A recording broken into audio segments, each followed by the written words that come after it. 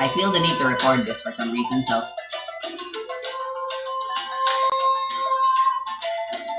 maybe I'll play Honkai after this. I haven't played it in 2 days straight now, which is bad. Also, I'm listening to the Genshin battle music OST, lol.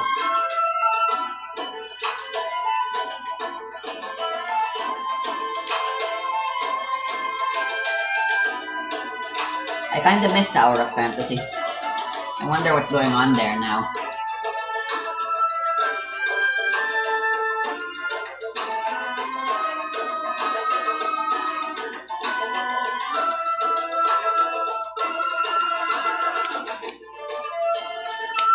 It's just too shitty as an open world for me to really want to justify playing again, though.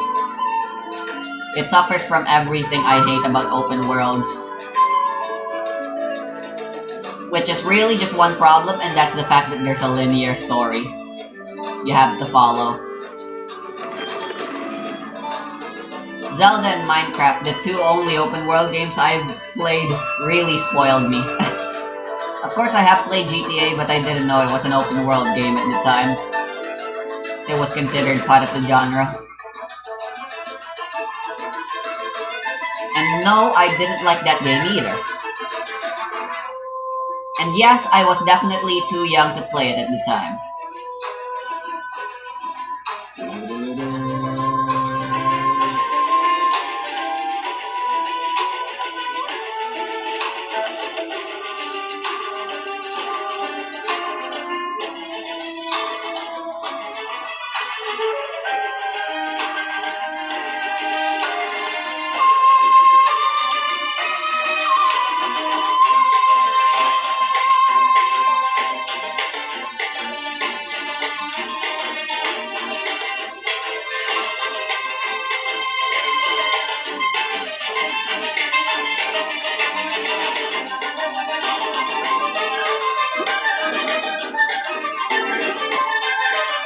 Oh, great.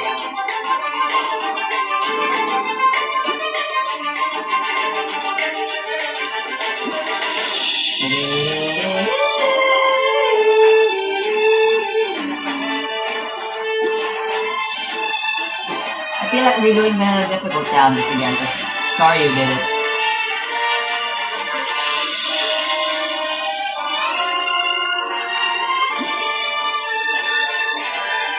I'll fight against the hardest. Well, Magokenki and Terraform are the two hardest for me.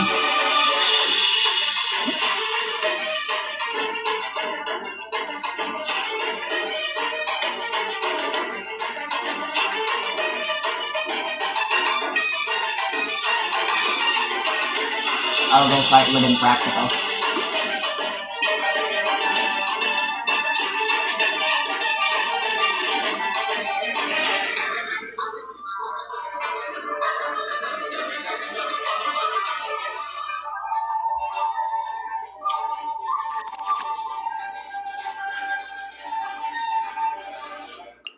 Oh, well, this is good.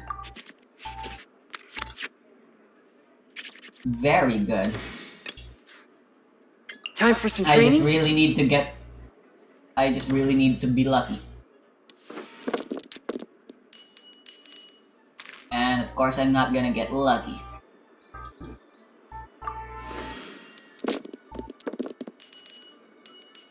One short.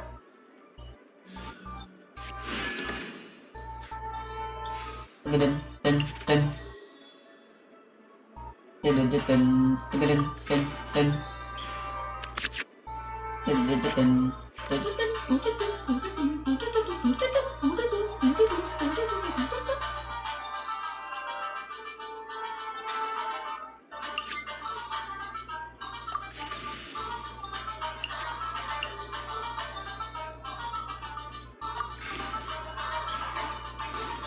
Swift and merciful.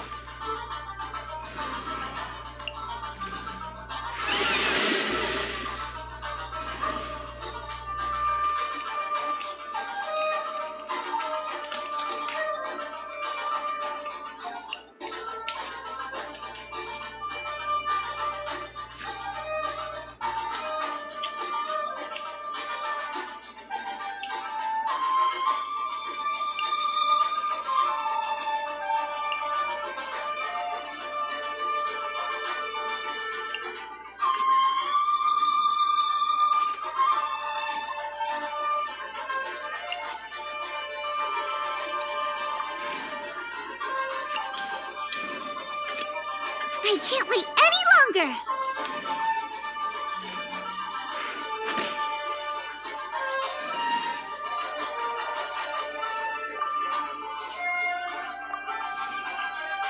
Oh yeah, this is gonna suck.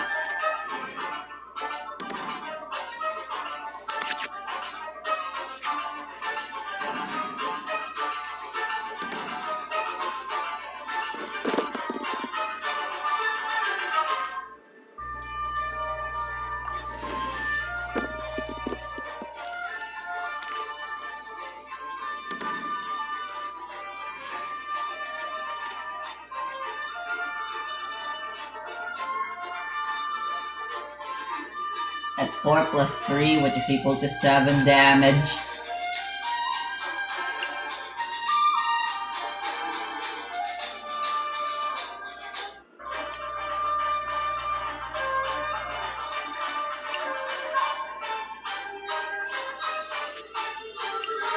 I'll live, but at what cost?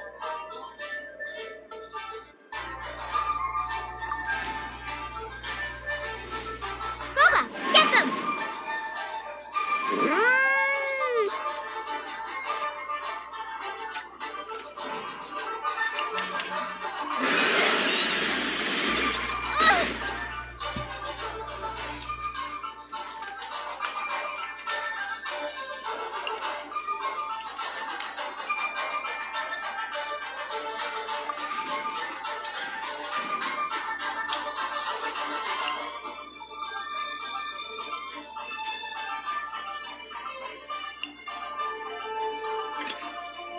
I await your instruction.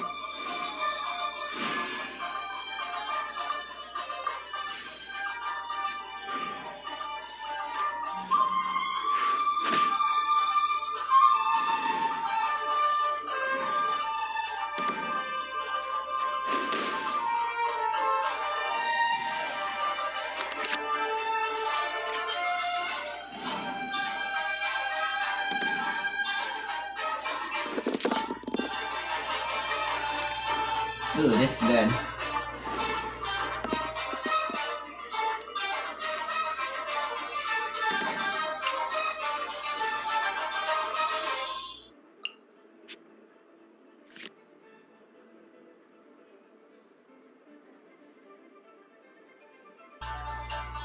Three, 5.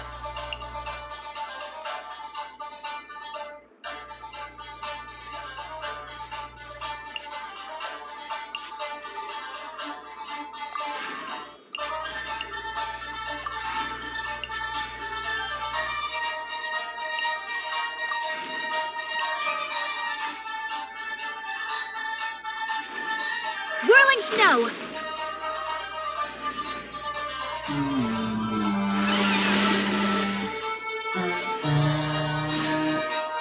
I've made a severe miscalculation. Oh no, wait.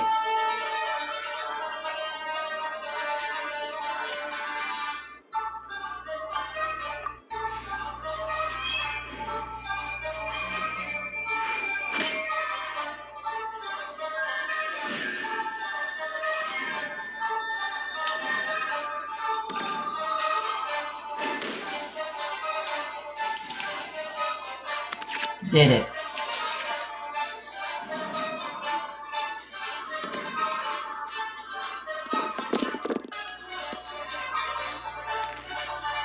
Dun, dun, dun, dun, dun, dun, dun, dun, dun, dun.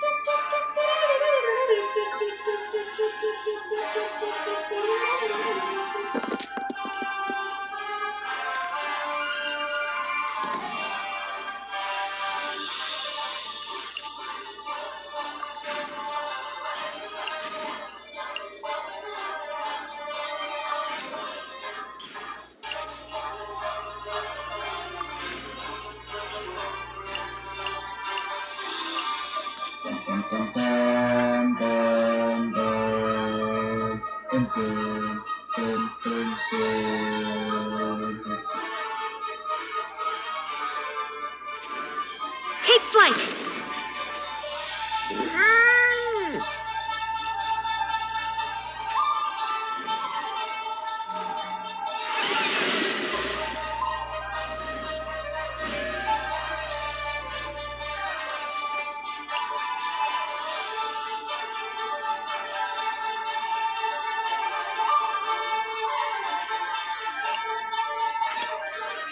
present.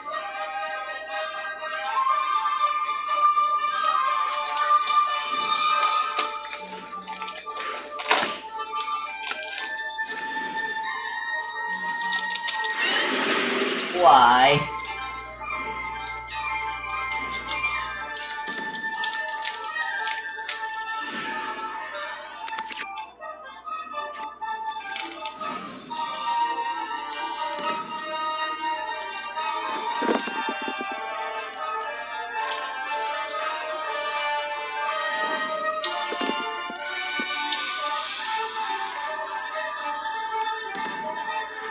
Even though I put so much in her. The one who dies has to be her. Kamisato Ayaka, present.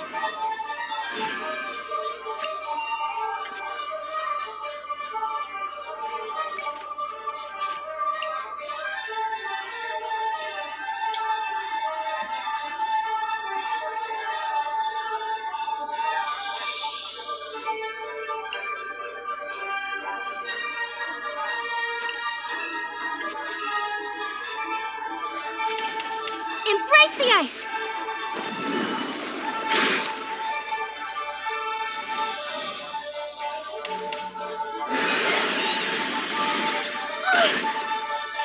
Much remains unfinished.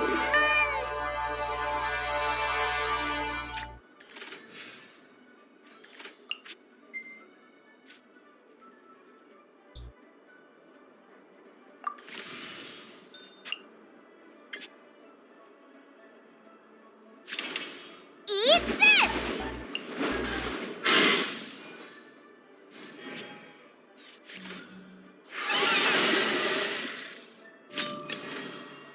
Time for some training? Oh.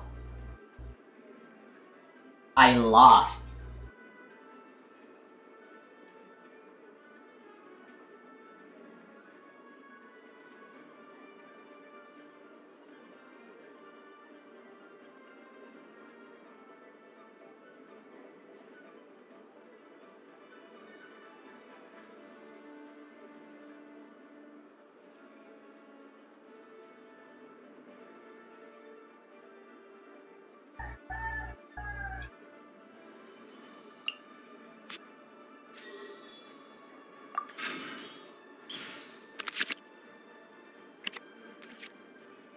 Huh.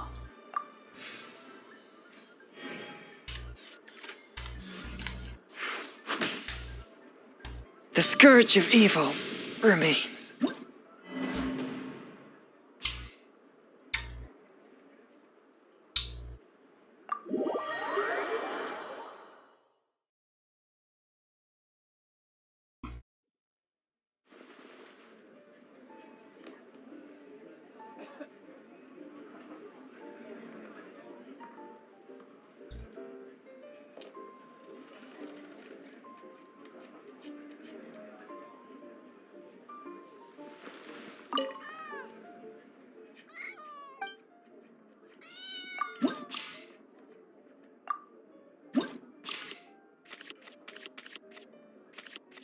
Let me try the rush down deck.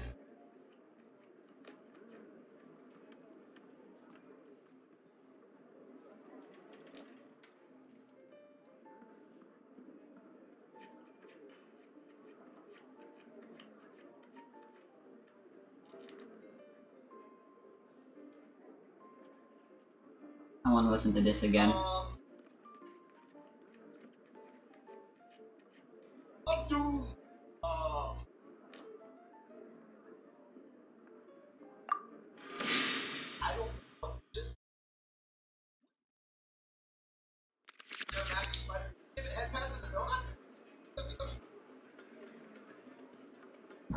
Here we go. I've been playing a lot of Genshin music lately, and it's really good.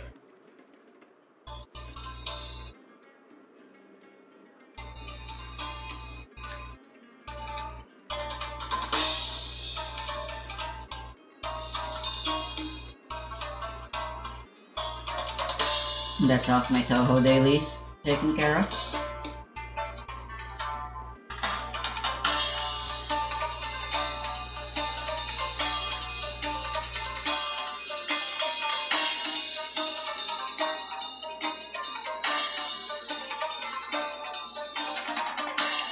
The thing is, I need to deal lots of damage real quick.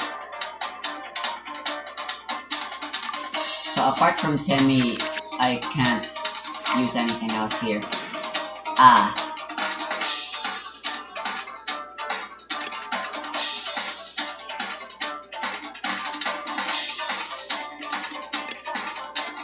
Okay, I think my best move would be to start with Fischl and Xiangling.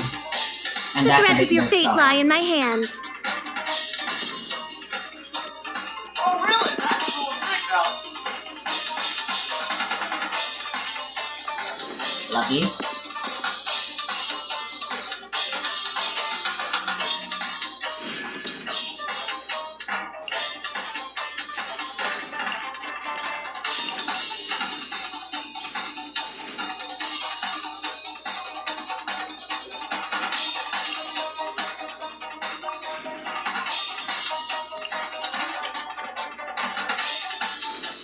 No rest for the wicked. Hey, wonder, so Jack, like, I'm happy with the amount of symbols that I have right now. I can't wait any longer!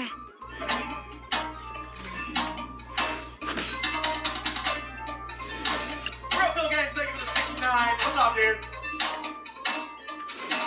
Out of the frying pan, into the fire!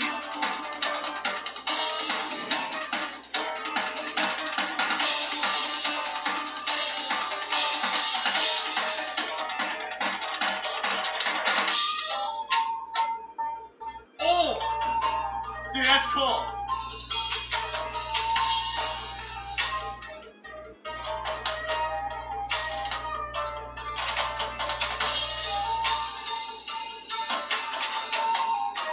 Oh!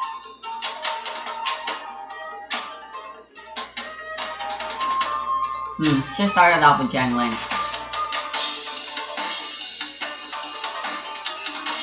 I have not played Shadow of the Colossus before, but I've watched others play it. It's really wonderful.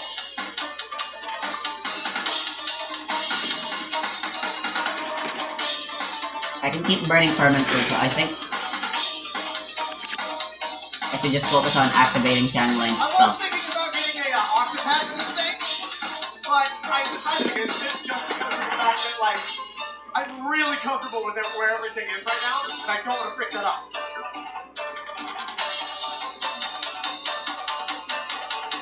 I need 5 Pyro.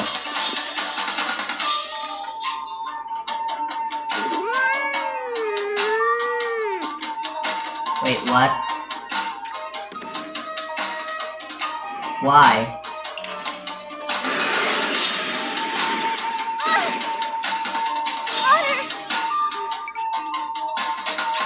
Eric Gosky, I think it's like one of the most popular gacha games of all time. And I know of a bunch of people who would definitely recommend it. You can play the game without I know you know, and I will pull for waifus. I have a problem with that. Like, if there's a character that I want, I'm like, thank you very much, Eric, for the gift of something. Yes! I appreciate that very much, thank you.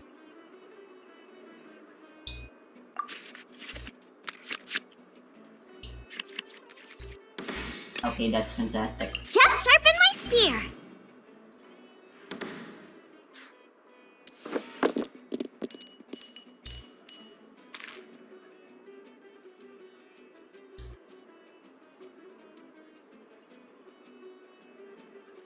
Yeah, you heard me. A lifelong opportunity to stuff your face full of chicken McNuggets like it's your job. All the fries that you can eat. Ice cream every day. That the machine isn't broken. The McDonald's McGold card, which provides you food for life, is awesome. There's just one catch. McDonald's expects you to die real soon.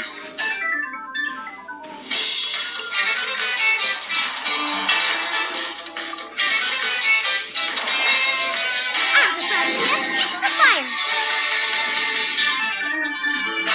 Hello, Internet! Welcome to Food Theory, the only show that never passes up an opportunity to talk Oh, about doesn't this fast suck? foods making daddy. No one, not even me, is gonna make an argument about the nutritional value of fast food, or whether you should be eating it every day. But there's no denying that the idea of free food for life is just like an ultimate dream goal. Just look at Maslow's hierarchy of needs here. There's literally this bottom tier here, basic needs, on which everything Trainee else Forest is Major built. Colley, reporting. Sleep, drink, and oh yeah, right in the middle, food. Imagine just being able to knock that one out for the entirety of your life, no matter what happens. Losing your job, losing all your money, but knowing that food was always going to be provided for you. That would be an incredible peace of mind for the entirety of your life. That's pretty amazing, and it can be achieved with one little piece of plastic, the McDonald's McGold card. Believe it or not, this is a real thing. About a month ago, it was making headlines because for one of the first and only times ever, McDonald's was planning to give one of these puppies away. You see, as part of their Season of Sharing event,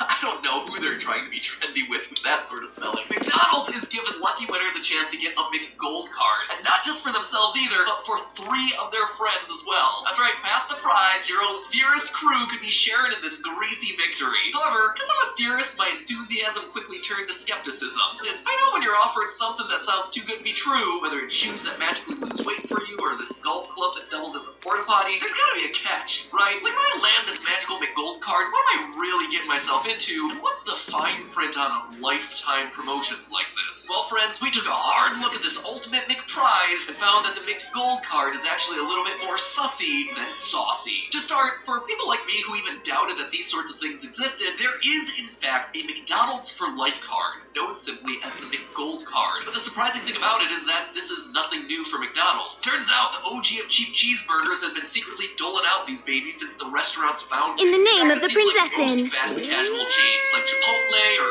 even Burger King have been known to send these things out from time to time. Rumor has I it think that the best David thing I can Dobrik do has if I don't have any Chipotle summon celebrity card has been able to partner with the burrito is just pair physical into attack one fan. Like I said, I'm at the focused on beginning of the McDonald's game. today because it's one of the oldest, which matters when you're talking about a lifetime prize. It's also by far the most mysterious, even being referred to as an ancient secret in the promotional marketing. As a sad non-recipient to one of these beauties, I first started looking into who actually has these to get a sense of who makes the cut. And of course, who would be more deserving of free food for life cards than the richest people in the world. I am No so rest glad for the those wicked. millionaires are getting a little leg up to afford their latest McGriddle. The world is so broken. You can see what I mean. The first official McGold card was gifted to the mayor of St. Louis back in 1965 as part of a ceremony unveiling the Gateway Arch. Since then, the exclusive McGold Club has initiated the likes of Bill Gates, Rob Lowe, Warren Buffett, even the King of Sweden has supposedly gotten his royal hands on one of these. Eat your heart out, Burger King. The true king has spoken, and apparently he's loving it. Ba-da-ba-ba-ba. Ray Kroc, McDonald's founder, quote, was known to informally give these to folks from time to time. And because these cards, which were originally known as VR guest cards, have been trickled out over the course of decades, almost no 2 cards look the same. Some, like Warren Buffett's card, only work in Omaha, Nebraska, while others, like George Romney, that's a politician Mitt Romney's dad, they work all around the world. With the McGold card being anything but uniform, it's hard to say which celebrity got themselves the best deal, or whether the one advertised in this 2022 promotion is standard in any way, shape, or form, but it is the closest one to my grasp, so that's the one I'm going to be focused on today. Now, if you're anything like me, the chance to win McDonald's for life sounds like an absolute dream. Unless my 2023 resolutions really stick, I'm going to be snacking on more chicken McNuggets between meetings than I ever did as a Trainee kid. Forest I've also Major learned that Colley, pounding back a reporting. Big Mac is a lot tastier than eating your Christmas tree, so I'm going to be gunning for one of these cards alongside everybody else. The way this particular contest worked was that in the lead up to Christmas of this year, you could enter to win the card if you were a U.S.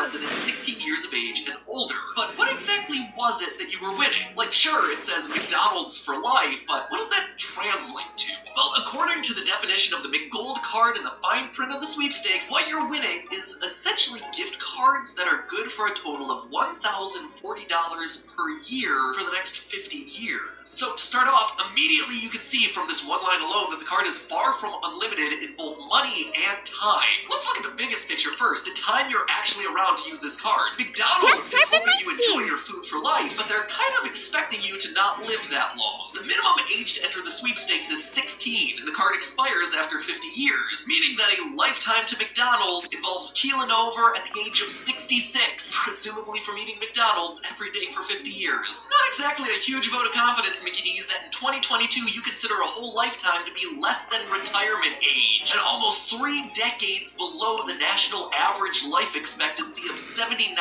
Interestingly, in 1955, when McDonald's was founded, the average life expectancy was only 67 in the US. So I guess they were much closer to the mark back then, but that's not the only thing that's lived in the past with this promotion. Fire. The cold hard money involved, which translates to those cold hard burgers. $1,040 per year gifted to you as part of this McGold card sounds pretty decent, right? And it's certainly a lot of nugs to stuff into my mug, but let's just look a little more closely. This amount actually nets out to $20 per week, or only about $2.85 a day. Looking at the McDonald's menu with average pricing in US dollars, you can see that most items cost more than $2.85, and none of the prices include tax. Theoretically speaking, you can get one individual, very simple sandwich a day, or an individual order of fries, but not both. And you're definitely not dipping into any kind of specialty sandwich, nothing with double, deluxe, or meal in the name. And almost none of the breakfast biscuits, hotcakes, or desserts except for the plain cone, which ironically you won't be able to get to anyway because the ice cream machine is gonna be broken. If you're speaking about pure calories, the most that you can order per day is the sausage egg McMuffin, a steal at $2.50 for 480 calories. Or if you don't care about skipping straight to dessert, you can get a chocolate milkshake for $2.79, then you a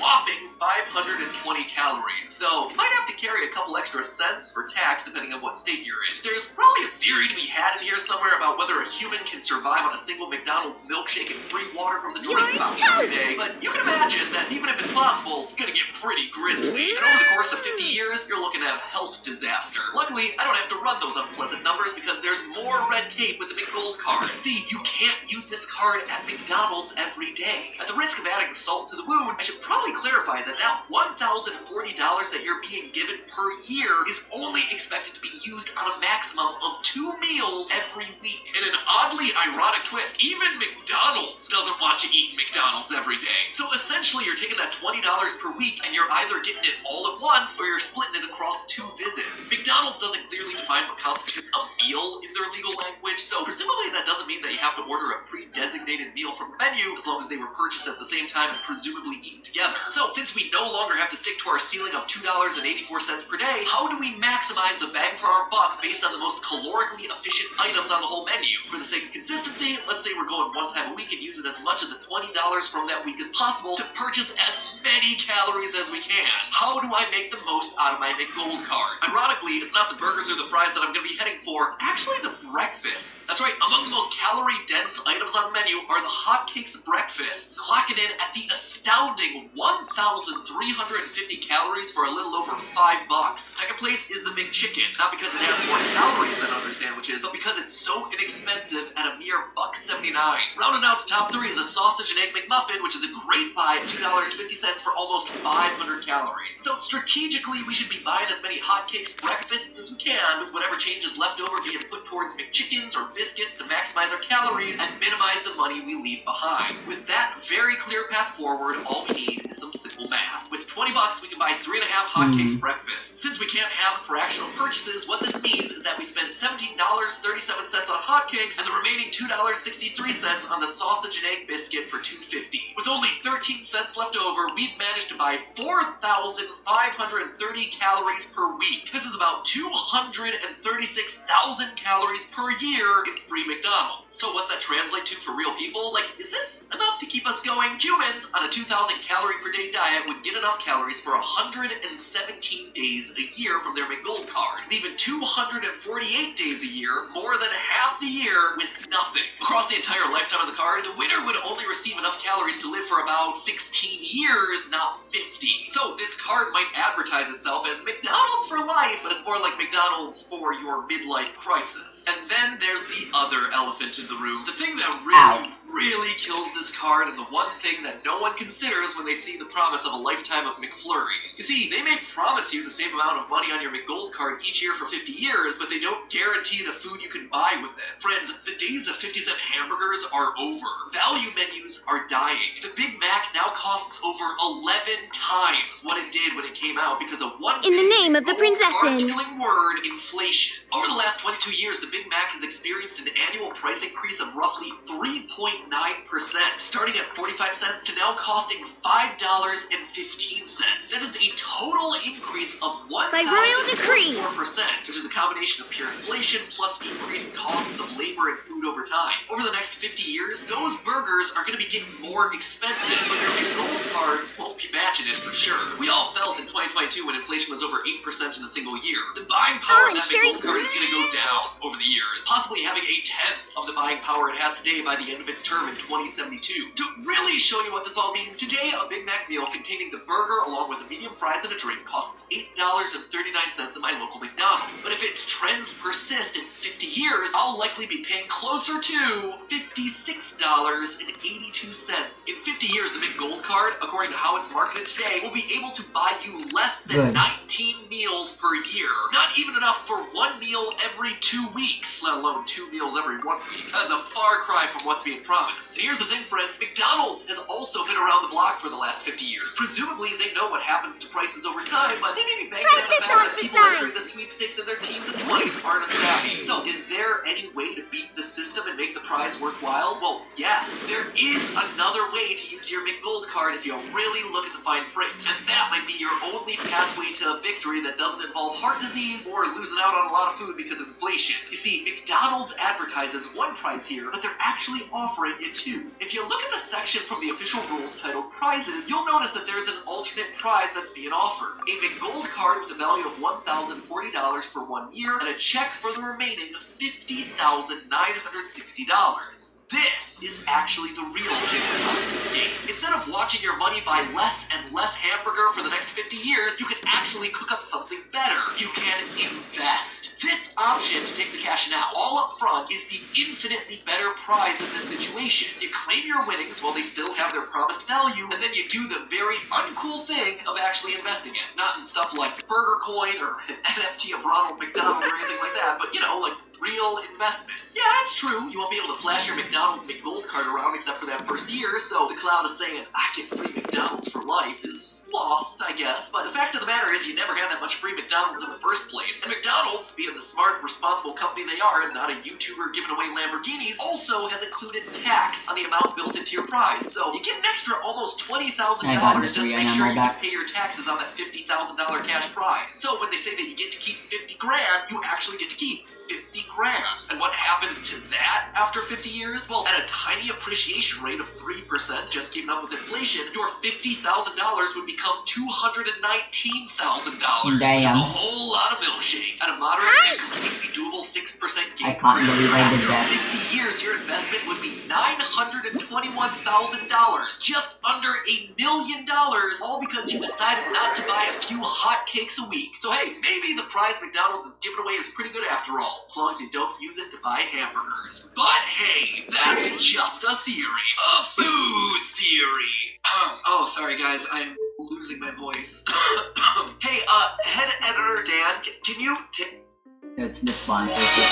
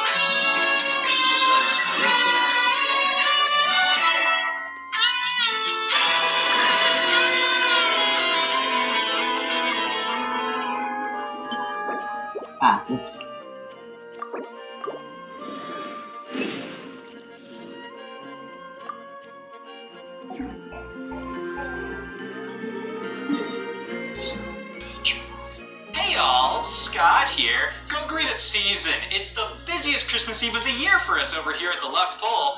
Santa's got the north covered, we got the left. I formed this company when I noticed that Santa Claus was the only supplier of holiday cheer.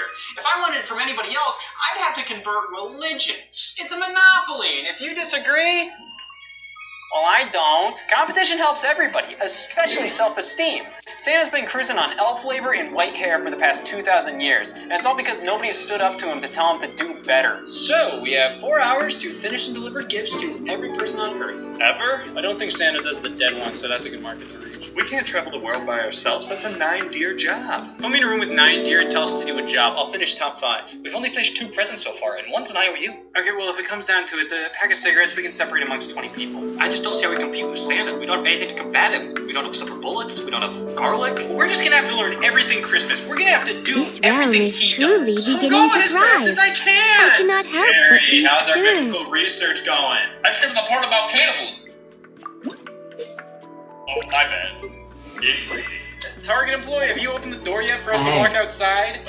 Yeah, my hands I are can get rid of pooped. Xinyan now. Xinyan, whatever. If you ever... Anybody have any spare ups to give? I gave those up long ago. Am I kidding? We're never gonna be able to compete with Santa. We'll never be not real like he is. Now, I think we're gonna have a shot. We just gotta stop making presents by hand. There's gotta be something lying around here that can spice this a gift. What about this? I need that. It helps remind me there's a dead rat on the floor I need to clean up. Okay, what about all those games in the shopping cart? Yeah.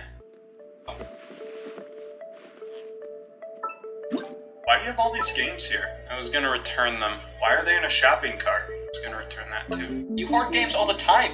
Why do you want to get rid of these? Well, one of them has blood on it. And this one's got shit on it. Wait, no it doesn't. Yeah, it does. Well, then why are you returning it then? I need answers. And I'm not getting it from here. Really want to know. You don't I guess I'll start get behind Miko. Well, I can go as far back as the birth of Satan, but I'll fast forward to 1983. The video game industry was in a tough spot after the boom of arcades and home video game consoles. Many companies said, hey, that's a great idea. Let's do that too. Well, hello. What brings you to see me today? Oversaturation. I don't know, how about the fact There that I was no invited quality you? control. If there's And anything everybody was weighing on making your video mind, games you can because always consoles talk like to the Atari me. 2600, I'm always there happy was to no listen to procedure other get a people's game approved problems. for release on the Who system. knows? You could just I might even release a try to game for help the you come system. up with a Because of this, solution. retailers didn't know what That games benefits and ones you they more wanted than to it keep in benefits stock. me, I Consumers bet. were getting burned by bad quality titles, and the industry Thank you entered for your the infamous concern, crash dear. of But believe 1983, me, I am all quite because comfortable everybody wherever I thought go. they could open a video game company this year. So, this must be an Introducing adept Data I Design abode. Systems. Who are they? Though it's a bit different Bad, from but what at I'd the time, imagined, they were just like it's any still other most small fascinating. software developer based out At of the first UK. glance, They would the go on act to of craft containing gaming this vast experiences, space mostly inside home a tiny computers little such as the teapot Commodore seems strikingly 64, similar Amstrad to the art of CPC, and constructing a ZX Spectrum, space from the games such as imagination. Tobruk the Clash of Armor, But as it DNA turns Warrior, out, and Annals They of work Rome. on fundamentally different principles. You think it works different from Raiden's Euphemia? As Guji of the Grand By the time Narukami Shrine, it is my 1990 rolled around, duty to Data seek Design out and master Systems all was forms no of more. knowledge and Acquired by power. Stuart Green's company, Only Green then am I Solutions. capable The of studio handling was whatever renamed to phenomena One come our Data way. Design Interactive. Does that name ring a bell? Besides, Well, or maybe if these I can images get the will hang refresh of your this memory. teapot trick, I'll be able to bring an unlimited supply of sake that and Data snacks Design with me Interactive. wherever I Well, go. throughout the 1990s, they developed numerous titles of a lower quality. It wasn't until Regardless, the please do look after me while I'm visiting this lovely little teapot of yours. Finally rose to infamy.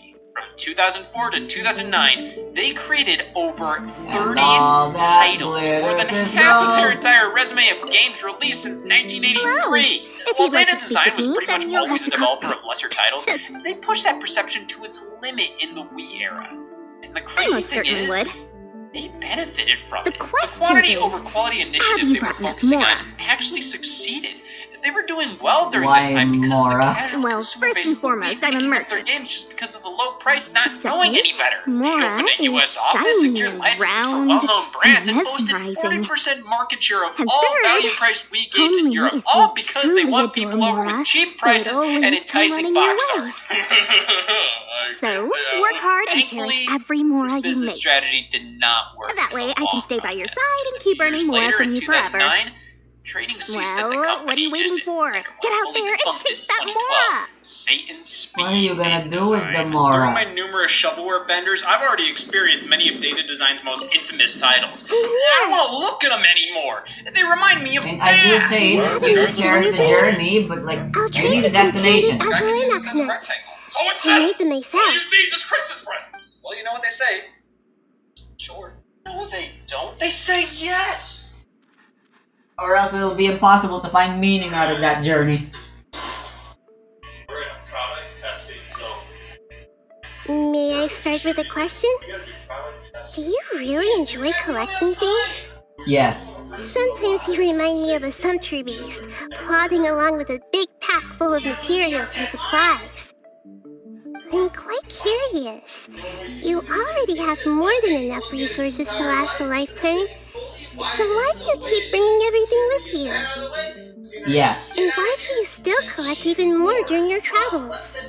Worst game developer of all time to expand the catalog of games and see if you actually gain anything from that. Oh my god, is that a bump? It's a compulsion. Habit? First off, Oh, I see. one of Data Design's first major So release what about forging weapons, cooking, and making condensed resin? incredibly obscure. They're useful behaviors that benefit you.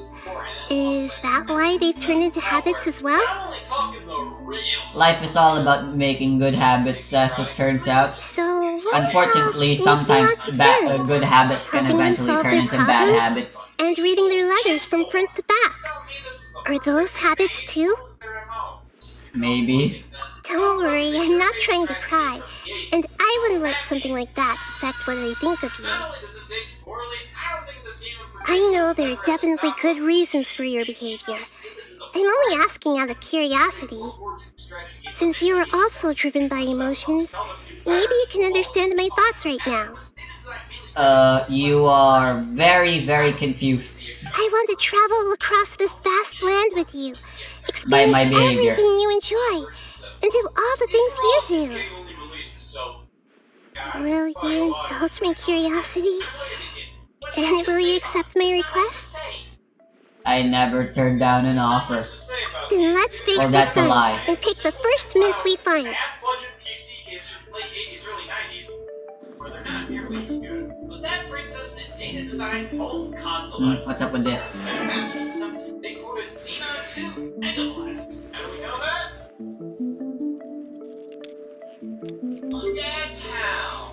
Ah, Jesus, right. could this go any Poop. slower? Yes. Xenon 2 is perfect. But it's more than it's slowly. It's on screen. So I didn't say it's bad. I just say it's lame. Data Design's catalog thus far may not be anything to write home about, but at least it's fairly inoffensive. I mean, how could you hate the developers of Game Boy Jeopardy? Regardless, this may be Data Design's best ever yet. Saying what?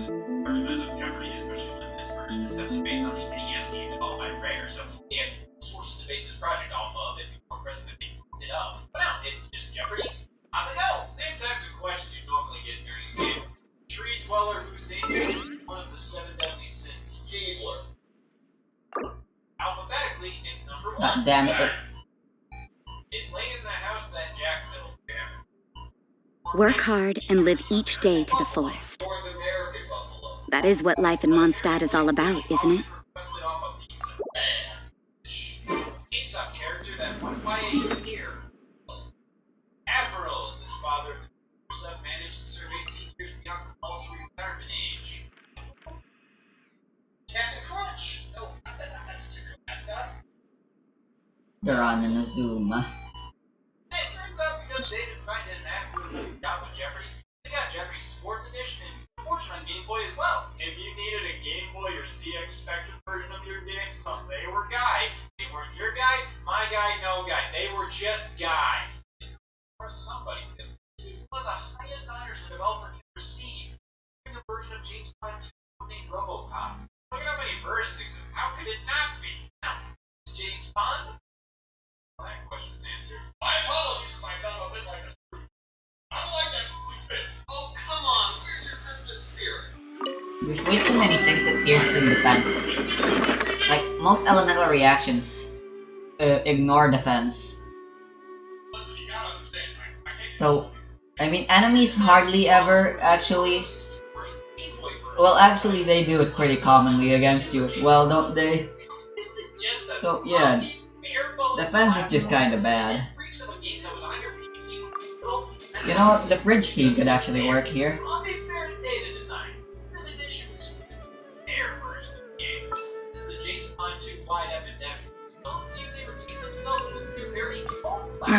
Don't tell me they did it again.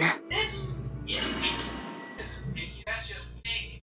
Wow, platformer with bright, colorful, detailed visuals, great music, ho-hum controls, and boring level design?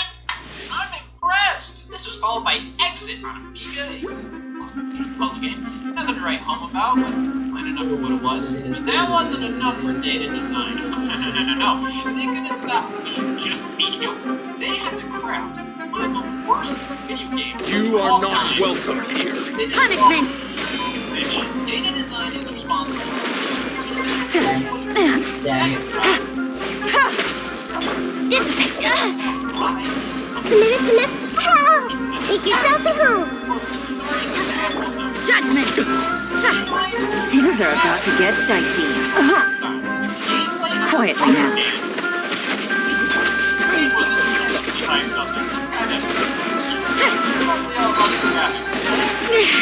I was hoping I could freeze them forever. Gotcha. Instead, I'm just kind of getting beat up. Stand with me! Seriously, why are they so good at why are these enemies so I good see at everything. interrupting?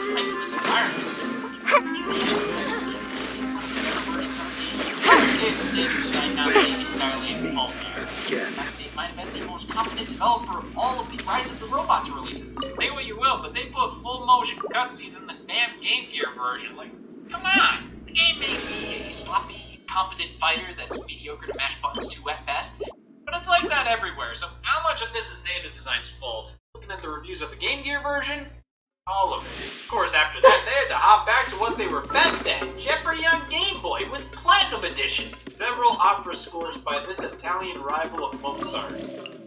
Mozart? It's located between EST and MST. The wondrous! This is endless, restless, and useless, and it killed the cat. A gun. Appending these 4 letters to an odor means to execute it at once. This round flat bread is the flat basis of tacos, enchiladas, and burritos. Right after I sit on it, it's come after. That's neither sharp nor flat, instead You are not welcome. Busted. Game's up. Fun's over. Shiver! Yeah! I'll settle this. Our bond is strong. The Temple of Wisdom. Grow, grow, grow. Judgment!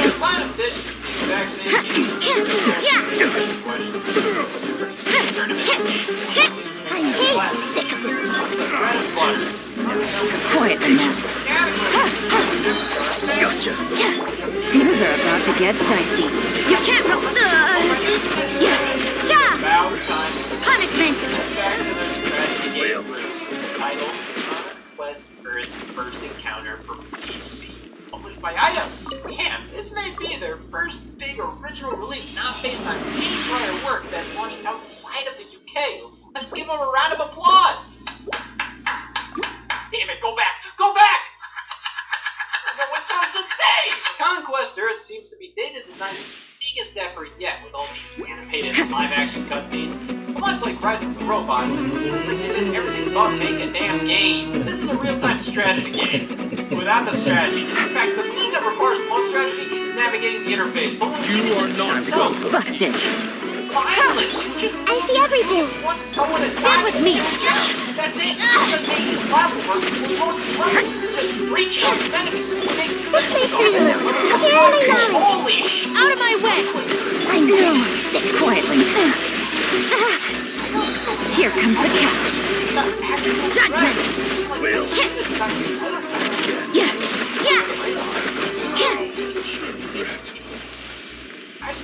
Dang. Okay, there you go. That's how you play this team. But, as we can see, it doesn't really matter in the video game industry. They've design achieved license to beloved properties of all time. Yet Gene was Not the a better choice here Raiders! rather than Lego Rock Raiders trying to on get some PC. superconduct, because Another Rosaria isn't really doing much damage. She's there because she can normal attack real quick. Sandwiches. All I own is bread! And you know, the However, cryo. despite how their previous strategy games came out, LEGO Rock Raiders is generally well-liked and still has a fairly active fan community. It's nothing mind-blowing, but it's one of those games you can tell that you as a kid. I look back at it finally today. You know what? Of course, Screw that means fridges, you you have know, the nostalgia link to it and try playing it right now. I should just You're go not with necessarily catching. gonna be won over, but you can Let's at least go. clearly Time is see against us. Decent enough PC game for kids here. So yeah, this one ain't half bad. So ain't half bad. It received a PlayStation release, also developed by Data Design. Well, if the PC version wasn't half bad, this is well over 60%. What the hell happened here? This is a completely different game. Well, Rock Raiders on Let the PC was wind okay. lead. This is genuinely abysmal. This is a top-down game where you just walk around and collect all the green crystals in these unbelievably dark levels with nothing of note in them. It's just walk around and find all the things. This is horrible. I know what you mean. I guess we're good out. Data Design can take your beloved kid's toy license and give you something to bitch about at Thanksgiving. Because shortly after Don't fight. Play-Doh, Data Design took Wonka here with Tonka Space Station on PC and Busted. I have so many companies that Take it trust easy. these guys with their brand. Kids brand, no Wind, less. hear me. You see what they do in their spare time? Go as one! This game is notorious for making no Quiet damn now. sense. Game's up. Time's No over. explanation Cut to the for chase. tutorials. It's up to you to figure out how Tonka made it in Incoming. space. Hey! Fortunately, the amount of time you spend on these takes up a lot of content. Committed to memory. 5 or 6 hours. Speed of light. It's bad, but there's still a certain level of quality it adheres to. It's something that doesn't look out of the ordinary for a children's PC game from the early 2000s, which unfortunately leads this game to be easily forgotten, which is really bad when you're trying to find something to play. This looks fun. So, if these are bad, unmemorable games, something has to change. Oh, I was just gonna try a different shirt. This was the era of Data Design shifted focus from bad video games to the Antichrist. Around the same time as Tonka Space Station, there were 2 other Data Design releases, Tonka Monster Trucks and Gobble Buggy Racer on PC. Now let's face it, the face of my book. Sword Shadow. Tonka Space Station got a PS1 Busted. Conquest. I see everything. The Temple of Wisdom. Figure out how to run the hardware. Gobble Buggy Racer. I'm so sorry. This shouldn't be that hard to figure out. It's Gobble Please. Buggy Racer now. Let's Switch switch out out. of it. Here comes the catch. Quietly now. Hey! I swear by my sword. Huh. Incoming. Hey! I'll be fine. Speed of light. Nowhere to hide. Well, these games may all be of lower quality. Gotcha. Still see a bit of effort here. It's like Incoming. Hey! Data Design entrance to this generation of gaming.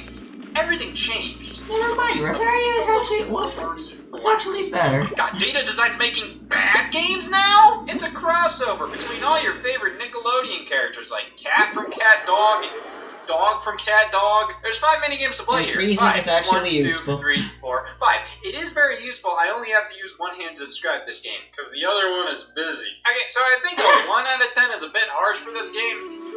A 2 maybe? I think as a Nickelodeon product, there's enough here for a child to think they like it. Some voice acting, enough references Make sure to the source keep up. material. It's not incredible in these regards, but it does enough to ensure children will just convince themselves this is good. Look, it's Jimmy Neutron. I knew I was missing something. But outside of the license, this game has about 20 minutes of content overall, with such a small amount of minigames that all play and control abysmally. It's not unplayable. But why does that matter? Why would you want to play it? Nickelodeon Party Blast feels designed around the concept of kids. Stupid. They don't know any better. They'll play anything with a smile in it, and they'll do it over and over and over again. The children will replay the same movie 4,000 times, so I put more than 5 minigames in the title. They won't notice. Their brains don't fully grow until they're 25. And I just realized this game kinda sucks. Its design philosophy is what carried Data Design through the next 10 years. It's a pretty rock solid plan. I mean, I don't want shit, so don't give it to me. And thus, Data Design stopped giving a shit. 5 games in 2004, all original IPs on the PlayStation 2. And the first one is Mythmaker's Orbs of Doom. Are you sure it's not live bumpers? Circles are bad? Yeah, horses. They do it for me. How spears, though? Why do I have to respond to that? So live pumper circles are bad. You may be looking at like, oh, this is D-tier monkey ball. I'd say it's more like A-tier Denny's. This is a part of Data Design's new series, Mythmakers. Every Walt Disney needs their Mickey Mouse. Every Vlad the Impaler needs something to beat up. So I guess the basis here is that Mythmakers are child-looking creatures. You are not welcome. Their stuff is fictional. Game's up. Time's over. Quietly now. Barbados. One stop there. Where is and this Share guy my is knowledge. but Committed to memory. I don't think you appreciate Judgment. this thing is so intelligent. No story. I'm not going to know about reading between the lines. Testing my patience. Grow. Just very simple plan and lifeless one. Some of the most uninteresting level designs. Lights out. Why would you ask for that? Going under an hour. Here comes the Back catch. to the title screen. Busted. However, considering how Wait, bad of a hear game me. this is, Judgment. it's not that bad. Function. Thankfully, to rectify that, Data Design released a Wii version 3 years later. Alright, so it's Orbs of Doom with a tweaked menu screen and forced motion control. How do I describe these? Like, you ever tried tilting a hot dog down? That shit hurts. Yeah, I would have vastly preferred they had you hold the Wii remote sideways to tilt it around instead of vertically. But, you know what they say? This game. But see, this was all a part of Data Design's fake strategy. First off, release numerous games on the PlayStation 2 and PC in Europe only. For some reason, Europe had pretty lenient guidelines on what legally qualified as a PlayStation 2 game over there. The mouse Everyone hold hands. Welcome here. You can't run. Some incredibly low quality releases on the platform for sure. Take it easy. By a company known as Game. The Temple of Wisdom. Things are about to get dicey. Now. Not only to bring their games to the Look at consoles, but in This way through. this himself titles like Punishment. Testing my patience. You can't run.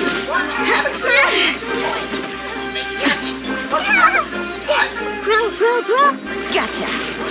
Habitrill's line of hamster accessories. Yet Data Design secured the rights to a hamster ball brand. I didn't know there were rights to secure. The game even has special menus showing tips on proper hamster care. The do's and don'ts of owning a hamster. What to feed them. Hamster food good, poison bad. This game's just trying to sell me on damn hamster bleach. Well, Habitrill hamster ball is. Let's move on to another game. Alright, next up, Hamster Heroes. Oh, great. Now I have to thank them for their service? I already do. So what do these little critters do that I can't do in the 12 game? Nothing. As long as you have that gun, these hamsters are worthless. Hamster Heroes is. Let's move on to another game. 3 damn rodent in a ball games? Hell, 4 if you want to count how Hamster Heroes was reprinted with a different cover. This looks like damn mice with the war rage on. And all these games are pretty damn similar, but they do have differences, you know. Orbs, balls, mice. Hamster Heroes definitely feels better to control than Orbs of Doom, but level design is way more nonsensical, and then you have Habitrail, which is just a complete joke with its level design. So yeah, there's a game for everybody. But while each of these games are different, they're really not at the same time. They have the same assets, user interface, features, I mean, it feels like they just drag and drop new art into the loading screens and called it a day. I mean, Hamster Heroes and Habitrail Hamster Ball are pretty much the exact same thing outside of Habitrail taking place in a bedroom, Heroes in a lab, and the hamsters have got to be bleeding. Well, I'd trade a bleeding hamster for a bloody rat any day. Let's try Mythmaker Supercard GP, another 2004 European PS2 release that came over here on the Wii 2007. Finally, the Mythmakers can bitch about gas prices with my dad. It's an extraordinarily basic Mario Kart clone. The one that includes environments from Orbs of Doom, which is world building. It's like seeing something f***ed up on the news. It adds a layer. So, this is a game that works. It's so basic, it would be surprising if it didn't. Controls are a little touchy, but they do the job, though. Why do I have to shake the controller to use an item? I already have to tilt it to steer. That's like rubbing your stomach while patting your head while driving. You do as little as even think about touching anything in the game. Your cart's gonna flip out. You're gonna end up backwards or on your side. The physics are completely messed up, and thankfully, the game knows that. resets you back in place From and it detects that Deepwood. you spawn out. But that just leads me to ask what you didn't consider these as cries for help? There's barely any content here too. They basically have 4 tracks that are just repeated throughout the rest of the game, except now it's nighttime, or now you have to do the track backwards. Yeah, that's more content. Much like how Sonic Colors in Europe has more content than the North Crit rate and American crit release. damage don't matter, all that matters is maybe elemental besides mastery other and car energy racing recharge. efforts. Maybe attack This as well. is Action Girls Racing. Wait a second. This is just Living World Racing Actually, again. energy If recharge Living doesn't World matter Racing as well, was a because European Burst only kinda PS2 and sucks. PC release, and similar to Habitual Hamster Ball, it has the endorsement of Rodin Studios. Yeah, I thought Living World was a children's cartoon series or something, like The Busy World of Richard Scarry. Dude, they make rat food. We can pick from some of our favorite Living World animals. Mr. Mouse, Mr. Hamster, Mr. Rat, Mr. Guinea Pig, Mr. Chinchilla, Mr. Dwarf Rabbit, Mr. Rabbit, and Mr. Parrot. Now, what can we infer by this character roster? Absolute sausage fest. But also how Living World has a vast array of iconic characters. I mean, they are all here on the loading screen. That's Mr. Mouse. So surely, because this is a racing game featuring these characters and they're prominently featured with names, I can look up Mr. Mouse from Living World and see all the other wacky adventures Mr. Mouse has gotten himself into. Well, I got news for ya. There is no Mr. Mouse, Mr. Hamster, Mr. Rat, Chinchilla, Guinea Pig, Dwarf Rabbit, Rabbit, Parrot. The only example of these characters being as they are is Living World Racing. Racing game starring your favorite characters from Living World Racing. Damage, I thought for as long as I mastery. had this game, oh, this must be some kid show in Europe. Not only, no, they make rat betting, but these characters aren't even characters, which for a character named Mr. Rat, I'm fucking shocked! So the only person this game would appeal to, oh, to be a mouse for a day, is that. This one isn't good either. I mean, thankfully with this being only on PS2 and PC, there's no forced motion controls, though it's not like those are unbearable on Wii. They're just really fucking bad. But it's not like any of these are necessarily better or worse. They're just I the guess same this will be damn for game. now. Even the power-ups are basically copy and pasted. If I had to pick one, I'd say Oh, Action no, wait, Girls I can Racing just may feel be this. the worst. I mean, the first damn level is one of the worst designed pieces of fiction I've ever experienced. The first damn thing you do in the course is go through doors that just look like they're part of the background. Then you're expected to make turns like this? This feels like a damn platformer level you shoved go-karts in. But, judging from Data Design's new strategy, let's check out their platformers to see if this stage originated somewhere. Actually, I just found where it came from. This is Ninja Bread Man. It's a cookie. Wait, I've seen that before. That's Milk's best friend. You know, maybe we shouldn't be paid in cookies and milk when we deliver these presents. The bank doesn't take them, I've tried. Yeah, well, the tooth fairy gets paid in teeth. You get paid in, like, fingernails? Finger fairies? We can't do that. We need a drink, too. How about tomato soup? No, we'll stay in the snow. Why don't we get the $200 a piece? So this is our current project proposal. Now it is. So is Ninja Bread Man just a gingerbread cookie ninja, or is this just a whole ass subgenre? Well, let's see how Data Design does platformers. They don't. What the f? Okay, I'm dead. And dead again. Oh my god, why bees? What, they couldn't get the right supplies? This game feels like chafing. Just collect all the keys to unlock the portal at the end and move on to the next stage. Repeat that 6 times and you're not playing Ninja Bread Man because there's only 4 levels. Wow, this game is so bad. It only has 4 levels. Did you want more? Well, the Wii game only tells you to jump with the nunchuck, and you can jump with the C button, which is the most concrete evidence I've seen so far that God exists. For some reason, Data Design forced motion control into all of their Wii ports, which I never understood. That's more work! Because without motion control, this game plays perfectly fine on the PlayStation 2. Define plays. Candyland is under attack! You're just asking to be suited. Pick a more original name, will ya? Oh no, Scrabble is under attack! Hordes of snapping cupcakes. See, I just don't get that shit. Why are they attacking me? I'm one of them! Throw ninja stars to stun enemies and follow up with the mighty samurai sword, reducing enemies into a quivering pool of raspberry jam. Even the bees? It's just a completely generic 3D platformer, one that gives me just by controlling it, because Ninja Bread Man is so damn fast, and using your weapon is so damn slow that every moment in this game just feels like it works. It's a game, but it's the bare minimum of what I call one. You can beat it in under an hour. Probably 20 minutes if you knew what you were doing. Done! Yeah! So, big turkey, I know. So, Ninja Bread Man, not the best it could be. Similar sentiment I have towards organized crime. I'd definitely rather play it than Data Design's kart racing efforts. Most of those are just incredibly boring. Ninja Breadman's got that. And Beams. Next in line of Data Design's Wii era platformers is this. Anubis 2? They made a second new Fist? Oh, I love the first one. It had graphics.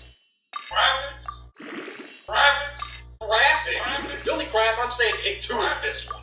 There's no Anubis 1. There's no Anubis 1 on any screen I'm aware of. And that includes a screen on my back door. I ain't talking about my things. Why are you whispering? Anubis 2 is actually supposed to be pronounced Anubis II, as if this is the offspring of the original Egyptian god Anubis. Okay, that's fine, but just call the game Anubis Jr. There will never be another incarnation of the Egyptian god Anubis. Wait, and drum roll, please.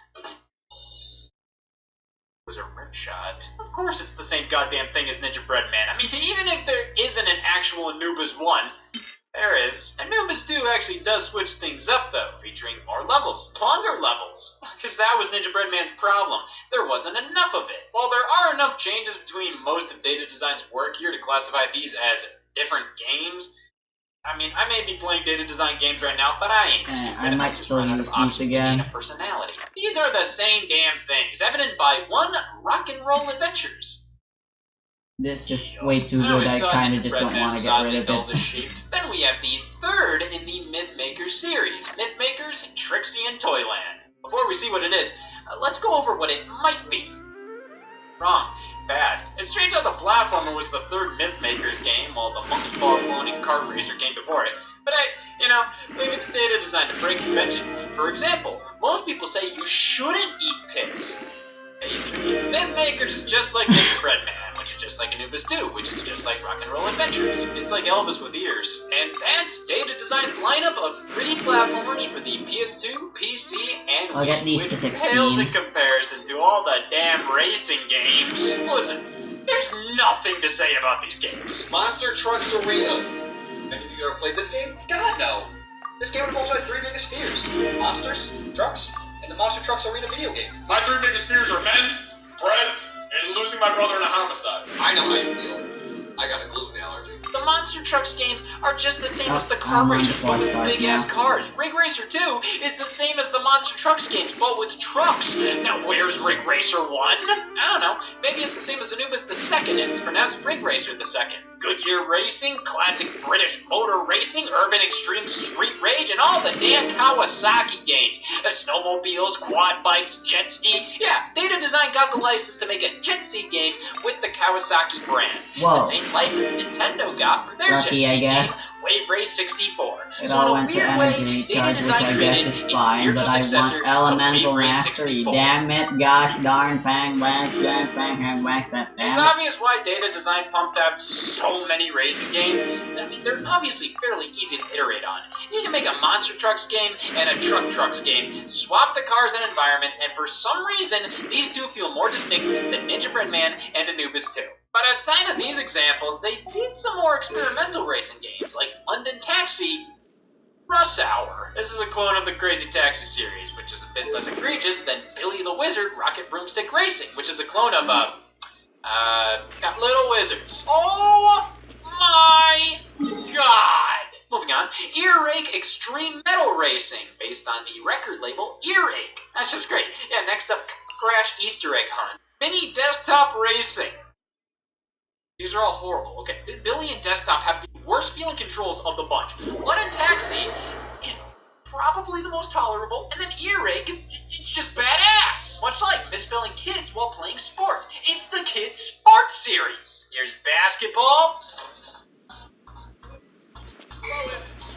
and ice hockey, and international football. You know, in Europe on the PS2, this was called City Soccer Challenge. Soccer. In Europe. You're in Europe. Why are you calling it the American term? You don't call crumpets cheese nips over there. The Kids Sports series is about as bland as it gets. But I will admit, for what they are, they do the job, unlike the Kid Sports series. This almost looks like it's They from call an entirely football different football. franchise. But Kid why Sports do we was call basically basketball golf, featuring basketball? new technology. You don't even Anybody use can your. put You themselves don't even in have to use your foot most of the time. Rex, what are you Your doing? the head and body is fine, just not the Tinker. hands. Yeah. Let's take it to the next level. Are you kidding me? Lights out. Hey, I have no idea how anybody can control this. Like, what the hell am I doing wrong? Not playing Quietly great now. mini golf too, obviously. Barbados, guide us. It's just still Why wrong. not call it handball? Fun's over. Sports later on. Judgment. Compilation. Sports basketball, ice hockey, and soccer all on one disc. Even nicer if they include more of their games here, like the Party Pigs Farmyard Games. It's just a bunch of hogs competing in the Olympics, but it's on a farm. Oh, that's what the title everyone hold hands. So, later games design release. Go as planned. You can't run. It's not good. Punishment. Okay. You're reusing the assets like previous reactors. Original data design Gotcha. release. We haven't got one in years. Hey. Why stop there? How about Battle Judgment. Robot Wars? This has data design attributes outside of the fact that the movie design control. Even the whole ass, but Committed to memory. there's no golf You can't run. golf series. Technically teaching you This may hurt a little. golf. Oh, that's Yeah. It's pretty much just a series of videos. Judgment. Seconds here and there. That's the thing they do. Things are looking up. But I said still applies. Okay, what's left? Well, Yeah. license Lights out. Busted. Casper, Here comes the catch. Casper scares me. Everyone hold These hands. all have in common. Take yourselves a home. Go as planned. I swear by my sword. Judgment. Still is a very sloppy, basic, and simple game collection disguised as a level based. It is pretty much a data design sampler platter. First couple stages are monkey ball clones, followed by some platformer stages, and it'll take you roughly 35 minutes to get through this. 30 if we shave off the time I spent on the title screen. Yeah, fridges are pretty funny, I suppose.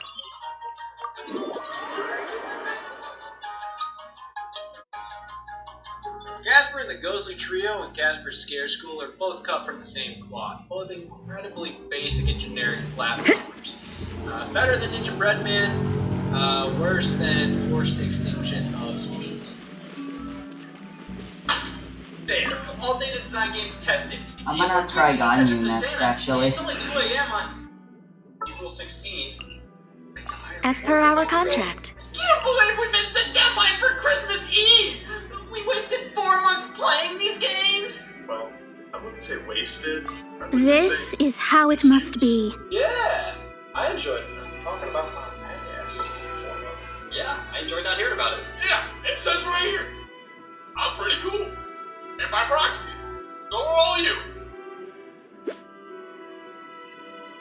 Actually, back at it all, I don't really feel like I wasted my time because I spent it with all of you. That's it! We do have the competitive edge! Santa may be able to give all these physical gifts, but we don't need that. We need our time and company and friendship. We have the experience going through all these horrible games together that'll last us through our entire lives. It's way more valuable than something you can Yeah, I unwrap. still need energy, These so... games as gifts are absolute garbage, but the memories we made spending time with each other, going through them, that's priceless. And that can be what sets us apart. Also, this We'll give away mission. presents, we'll give away our time and energy. Come on, guys, it's a beautiful, snowy April night in Ohio. No. Let's go caroling. Well, that's how I spent my 114 days at Christmas, and I don't regret it. Data Design Interactive is the worst game developer of all time. There's no getting around that. Doesn't mean they never tried. Remember their history? Well, damn it. Studios. Get by, do good. Access denied. Job making all different types of games, just trying to see what sticks. Next on the agenda. This is long overdue. Fate is upon you. Shadows of fate. Leave my space. Committed to memory. Share my knowledge. Barbados, guide us. see everything. Show that metagame Born of ice and frost. leverage and work as possible. I guess this is it. However, Let me scribe. of all time, Access denied. from Action Girls Racing to Mythmaker Supercar GP, just seeing the same damn game. Whoa, look at that. 3 elements applied in one. I knew it was possible. Shadows of fate. Just as long No as touching. they already have the Geo element permanently applied to them anyway. I wish they were back making games again today, just for a little bit. They're at the end of their life, and they're trying a bunch of new things. I want to see how much their projects would have evolved these days. I just wish I could tell them Merry Christmas Day to design. Junior League Sports on Nintendo Switch? Crazy mini golf on Nintendo Switch? Never mind. Well, that's from the Hydro character. That can help Ganyu do her thing. I guess just Barbara Candace. And she has to own this land, Are you in danger? Never mind. I like Carla type card better. Oh, that's way better.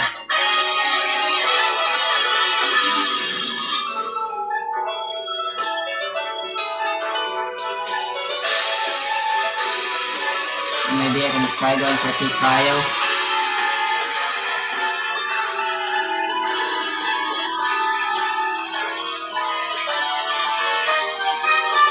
Oops, wrong button.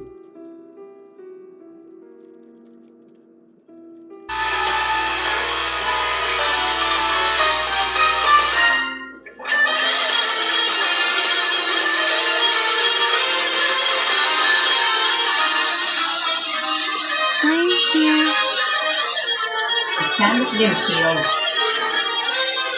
Are there any constellations that give her a Hydro shield?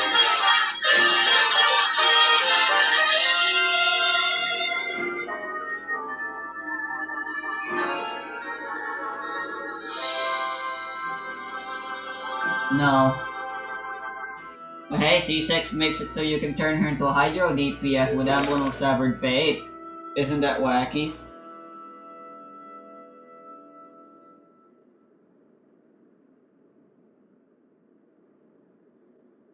The early 2000s was just about the worst time to be a classic arcade game. The 6th generation of consoles is probably when more developers than ever were dropping out of the game. Layla can provide shields and more, but I need healing. Game making had gotten really expensive with the advent And of I consoles could like go Barbara. PlayStation 2 and Xbox, so developers had to get a lot more shrewd about what games were made. With that, companies started to dig more into their backlogs like never before, and the modern idea of a remake or reimagining was born. There were some franchises that made the leap gracefully. Chi-Chi Ninja doesn't get Gaiden enough did a great love. job. Lolly The rest are Squad, staying baby. after class. Companies, especially Japanese companies, got their best fumbling gloves on and mishandled their franchises What weapon do you with have? unrecognizability, injecting them with a hearty dose of edge to fit the times, which at the time was considered a Oh. desperate attempt to chase a trend, but nowadays is seen as an embarrassingly desperate attempt to chase a trend. Space Invaders, Bomberman, Capcom from, let's say 2003 to 2015, franchises were failing to stand the test of time. However, there's one game. Chi-Chi doesn't provide energy anyway, which is bad. So yeah, Layla and Barbara might indeed be better. Covered in so much 2000s gunk that if it didn't do the wonderful trend of getting it's all the exact same thing as the original, which makes looking up the game a hassle, you wouldn't even know it was the same thing. This is Project Altered Beast, a 2005 reboot of Altered Beast, developed in-house by Sega, released exclusively in Japan and Europe. This worst game ever made. Oh, I don't got Electro. Sega was in the very interesting situation, by the I'm way. only willing to put Cryo and Electro together when I have Dominance physical over video DPS games, with the assistance. Master System still hanging in there, but very much a distant second place. However, Oh, Next on the lovely. agenda, You guys all played hail. yourselves. Sega had a market that Nintendo had mostly avoided: arcades. Sega's got a large chunk of its history tied up in arcades. Multiple franchises that we like to try and convince ourselves are still active, like Shinobi, Crazy Taxi, and Virtua Fighter manufacturers and arcades down there before being Everyone hold hands. in its heyday, though, Sega had one Grant us your blessing. Yield. The Temple of Wisdom. Detailed sprites, impressive animations, and fun facts made it a hit with arcade audiences. Rise. But what really solidified the game's reputation was its home console. Altered Beast proved to be so popular outside of Japan that it was selected as the package title that This is long overdue. Megatron. We shall prevail. Centurion. Pin them down. Grow. Access denied. Basic side-scroller where you punch zombies and collect power-ups. Play tag. Do your worst. Okay then, this team is actually kind of genuinely good. Dragons that spit electricity, bears that spit dirt, and werewolves. Again, naming 5 animals is hard. Altered Beast is one of the best examples of an arcade game you'll ever find. It's stupid, simple, easy to pick up, hard This to is master way because better of how than stupid tough they Melding. made it, and really short if you manage to keep choking the machine with loose change. It was in the transition to being a home console game that people started to get a little sick of it. Altered Beast worked best in a setting where there I was could a chance potentially that if you honked go the machine, you'd Blizzard get a Strayer sustained here. brutal beating for it. In the comfort of your own home, you can play all the Altered Beast you want, and it turns out that all the Altered Beast somebody wants, it's not that much. Reviews from the time were far from kind to the game, with some reviews saying it was a pixel-perfect recreation of the arcade game, while others said, wow, Altered Beast isn't that fun! Despite its reputation as a classic, now, Altered Beast at the time was considered an incredibly divisive game. While it did emulate the arcade game flawlessly, I thought you guys just... worth buying a whole console for a game that cost $1 or $2 in arcades? Was Altered Beast worth the $200 price tag that Genesis has carried at the time when they first Literally came out? yesterday, I got the finale of this commission's And for many, story it arc. may have soured the public perception of Sega and their new console. When you compare Altered Beast, a visually impressive arcade port with not a lot to offer, to what was its competition at the time, the NES, things look bad. Sure, the games didn't look as nice, but there was so much more to enjoy with a game like Super Mario Bros., Legend of Zelda, Metroid, Kirby, Mega Man. I'm just gonna try and sneak this one in here and see if anybody objects. Shatterhand! Altered Beast was looking sultry. Now, obviously, Sega bounced back with dozens of classic games, but until 1991 with Sonic, it was Altered Beast time. And then after 1991, it was never Altered Beast time again. While the Genesis port holds a special place in a lot of people's hearts, this is not a series Sega has any interest in revisiting. Sure, they'll still sell some merch of it, make a Funko Pop, but it's largely relegated to the same holding pen as Bonanza Bros. And Alex Kidd. But even those guys managed to get into Sonic and Sega All-Stars Racing. Even now, if people talk about Altered Beast, the conversation usually goes, hey, remember Altered Beast? Yeah, I played it a little while ago, it stinks! It holds this weird place in history where it's an undisputed classic that no one really likes. To Sega of 2005, though, they completely zoned out after the undisputed classic part. Sega was still not out of the financial ruin that the past 2 failed consoles put them in, and in an attempt to swap out their death certificate for a haha... Nahida and Yao Yao are probably gonna have the exact same boss you need to level up. I should, rather than focusing on artifacts right now, be doing boss fights. Shadow the Hedgehog! Hey, don't listen to the critics, man. They may call you garbage, but I'd upgrade you to at least trash. After that was Project Altered Beast. Yeah, this is what the cover looks like. Get it out of your system. Was this the game that turned Sega's fortunes around? Well, Don, it looks like the Sega Hedgehogs are down 2 strikes in the bottom of the 9th, but they have star hitter Toshihiro Nagoshi coming up to bat. Holy fuck, he actually hit it! He hit it hard! Altered Beast on PS2, or Project Altered Beast as we call it, and was the big I hope I'll push never to be do like that them. again. Regardless of the demand for that to not happen. Carrying on the As a writer. of the last Altered Beast game, this one received almost straight down Put this to my superiors? 50s and the low 40s were where this game sat. The most middle-of-the-shelf game made in an era where you can still afford to be middle-of-the-shelf. They tried recouping their losses by giving the game a European release, but that ended up reviewing and selling just as bad, and the team cut their losses, canceling the planned US release and saving children the nation over from playing it.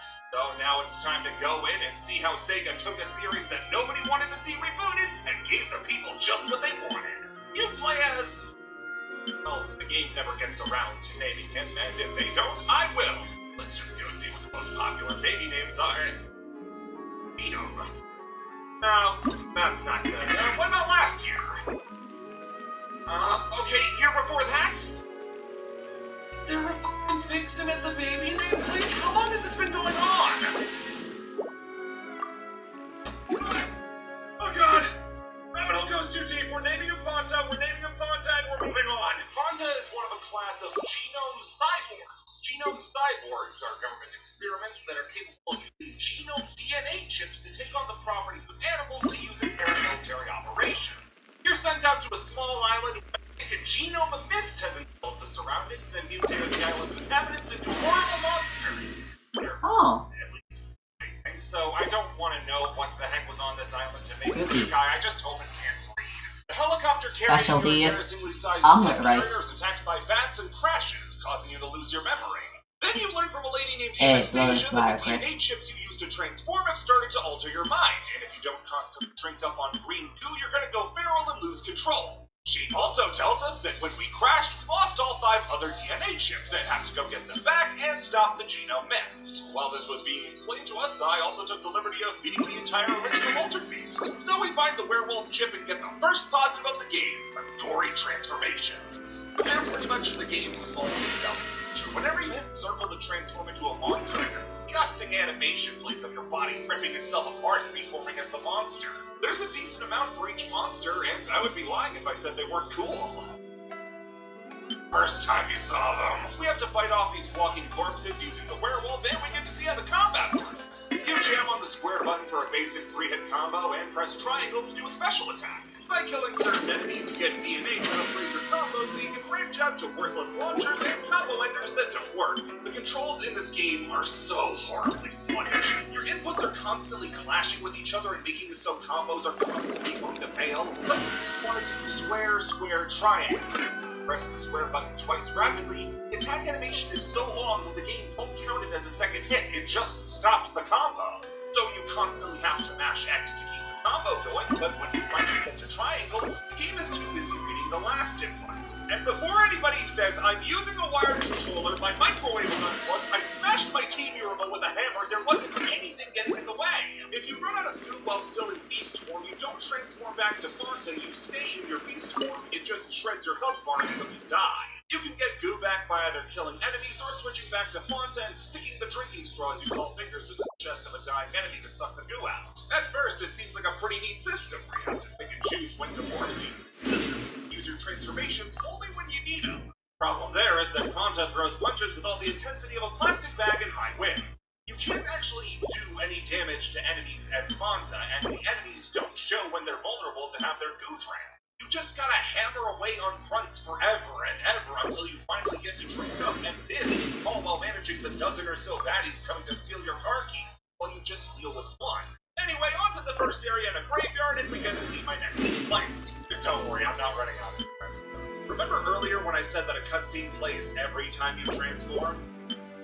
Every time you transform! You have to watch the same 5 or so cutscenes every single time you morph for the entire game! You can skip them by matching one of the face buttons. I say one of because it's random every time you try. And sometimes the button to skip is Why? that transforms you, and pressing it again at the wrong time morphs you right back. Even with all that, when the game starts out, it's a little fun. It's a completely mindless button masher without a lock on, lock button, quick dodge, or anything that could pass for interesting. Nowhere in the Constitution does it say I'm guaranteed a quick dodge. But the animations are neat, and hitting things that aren't birds is kind of fun. God, I'm so glad birds are unreal. They even give you a Ad Astra. report card to go through dozens of enemies. Thank you for so complete. Get used to just how truly pathetic you are. I wonder if they'll keep in the next battle pass. And while they don't do much damage, advantage when they're crowding you. You get stung on You need to easily and do eventually in your lose all weeklies, wolf the goo card and turn games. back into harmless old Fanta. The only way forward is to kill these gatekeeper enemies that keep the door closed. And to make sure the game isn't too much fun, these guys not only take triple the damage a normal enemy takes to kill, but they're also the first enemies in the game to block. This is fine, just use your guard breaker. Gotcha. They're also the same enemies that give you DNA to upgrade your attacks with, and I wanted to upgrade my Type N and S power-ups, which say that they can upgrade your attack power and special moves. But no matter how long the game went on, and no matter how many genomes I collected, it never let me upgrade these attributes. If there's a collectible that can upgrade your attack power, the game certainly didn't feel the need to tell me. So we get inside the next area, the castle, and I'm immediately about to die. There is no By your easy way to side. regain health in this game. But There's a if you're chance still an enemy nervous, may drop red just take my hand. that can restore a drop of health. But other than that, the only way to rebuild your health is to go all the way back to a save point where not only can you save your progress, but regain health. Getting back to the castle with full goose of both red and green, and I get to tear through the enemies that gave me trouble like they're nothing. At the bottom of the castle is the first boss fight against a giant mutant rat. He stays submerged in water most of the time and only pops out to try to attack you. The field is littered with mutant rats, and in most games, that's a sign that they weren't confident in the boss and had to pad out the arena with grunts to make up for it. Now, don't worry, that's still true, but it does have a bit more of a purpose in this game. Since the enemies drop goo so you can stay in your beast, you don't actually have to worry about attacking the enemies too often, since the boss is way more likely to kill his own goons than you. Hello? The rat boss fight is more frustrating. You're exposed! Make yourselves at home. I see everything. Hear my prayer! Wheel of life. Born of ice and frost.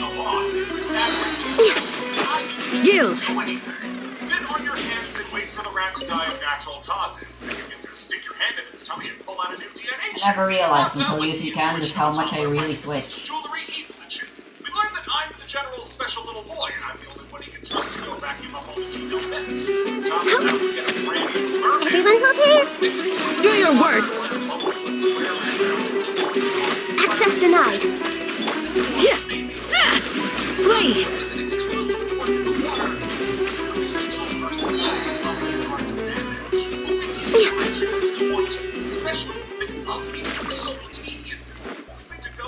But you can't move while ascending, so you're a sitting duck just waiting to be jumped by another horde of enemies. To be honest, this game isn't really convincing me. What do we got next? Cyborg, so we swim out of the castle all the way back to the helicopter crash, and the Birdman lets us advance to a dam. Underwater. Hey! You guys apparently. Life goes on. Born of ice and frost.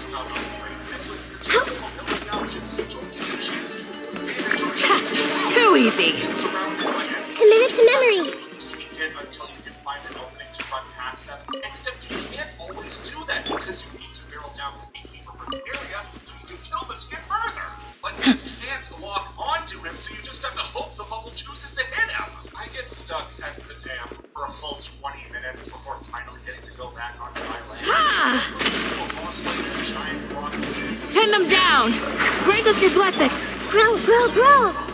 The Temple of Wisdom. Go. For Rex Lapis! No touching. Committed to memory. Oh, sure, there's another one. Sorry, I didn't notice you guys. Access denied.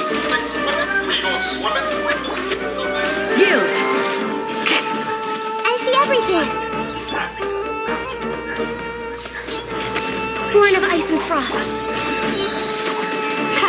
Too easy! This might hurt a little. No touching. No, go ahead. Guess what sound it makes?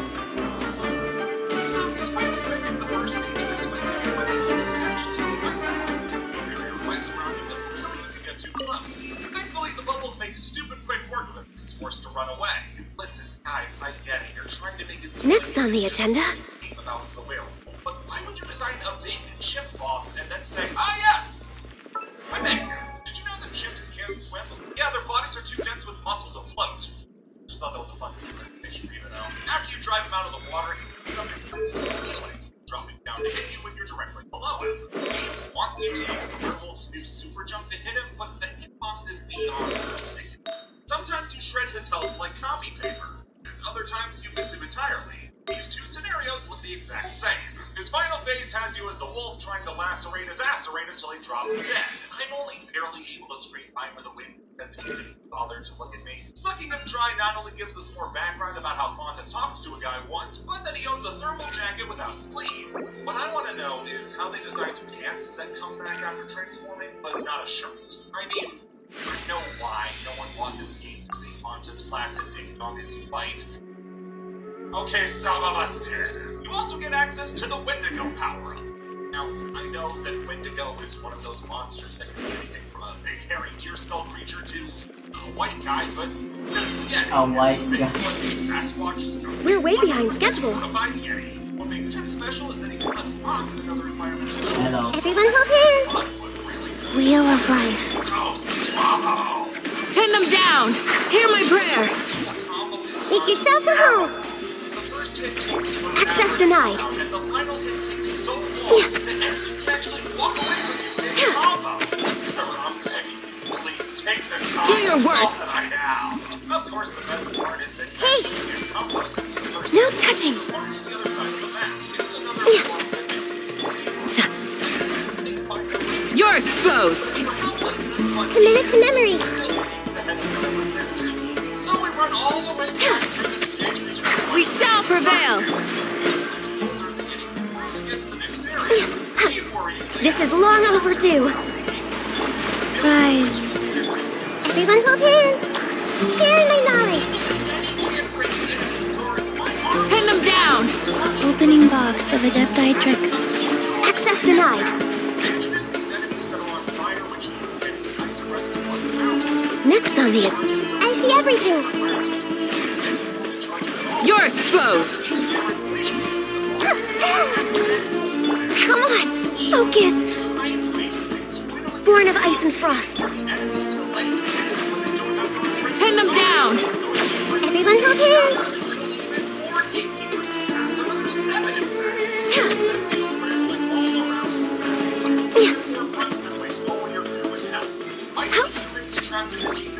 Flee. Chickens trapped in it just turn into bigger chickens. So I kill all the gatekeepers, and instead of there being a safe way downwards or any way to recover health or goo, there's a massive enemy wave that traps you. I waited behind this farm for so long trying to get them to kill each other, but it just never worked. As soon as I left the safety of the car, they hit me once and killed me, forcing me to restart. Every time you do end up the game kicks you all the way back to the start screen. And because there's no checkpoints, I had to redo the entire 15-minute section of killing off gatekeepers to finally pass. If it's not the transformation animations or the backtracking or something else, it's the absolutely broken save system. It's fine to just have checkpoints and no checkpoints to see the most. Oh, I already beat this trial. I thought there was still something else I needed to do. So I thought I can just move on, so I'll do that. Boring section all over again, being a lot less tolerant of these flaws. And this is far from the only time this happens. So you swim through the sewers to another part of town where you have to get into a mall, but the puking enemies are blocking the door, keeping you from getting in. The solution is to go find the next boss. This! He's based on the classic Greek monster, Big Ugly Baby. You have to use the Yeti to launch cars at him while dodging the ones he throws back. But So this where's the boss third one? is much faster than you, meaning he's got a great chance of hitting you before you ever get a chance. Or worse, while carrying a car, meaning you lose the chance to hit him and take damage, which you can't afford. Enemies endlessly crawl out from under his fat folds, so you don't have to worry about running out of food, but this fight is just so dull. Beating him gives you the Yeti upgrade to make your own ice balls to throw whenever you want. That's how you're meant to hit the vomit guys at the mall, but the animation for making the ball is so long, and you move even slower while holding it. But you can't hit them! You just can't hit them! Aiming for faraway enemies with the ice ball is so cumbersome and sloppy. Half the time you don't even throw it near them, you just whiff it entirely. The aim I'd like to is You're exposed! Hey! The ball level is the worst. It's the requirement to run around like crazy. Well, that's it.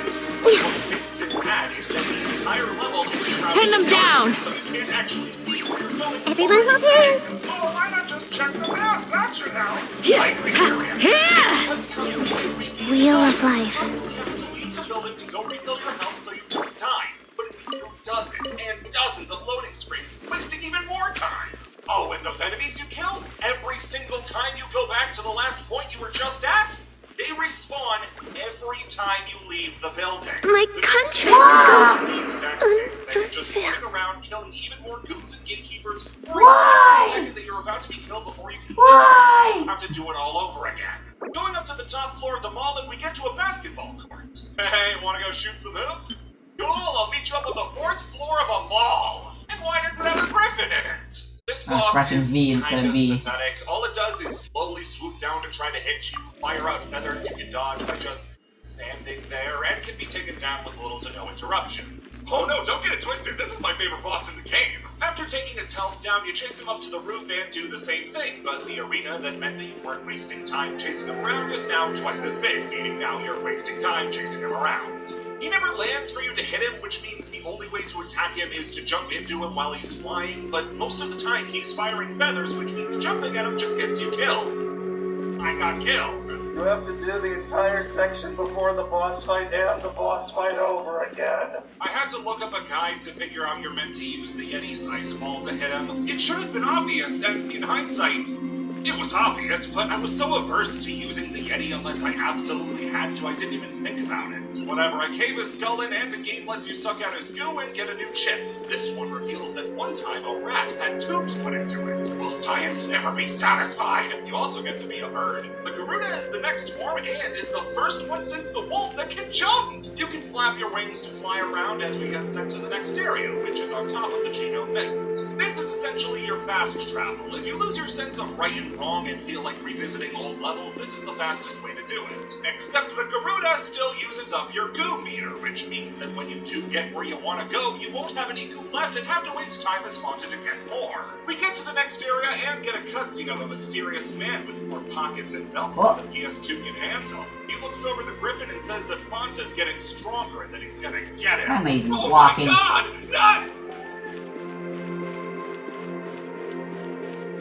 Rad! And now you have to face off with a spider boss. And here's where you learn that the Garuda controls suck. Not his movement so much, but his attack is just so bad. Pressing the attack button lets you shoot out a bunch of feathers to home in on a target.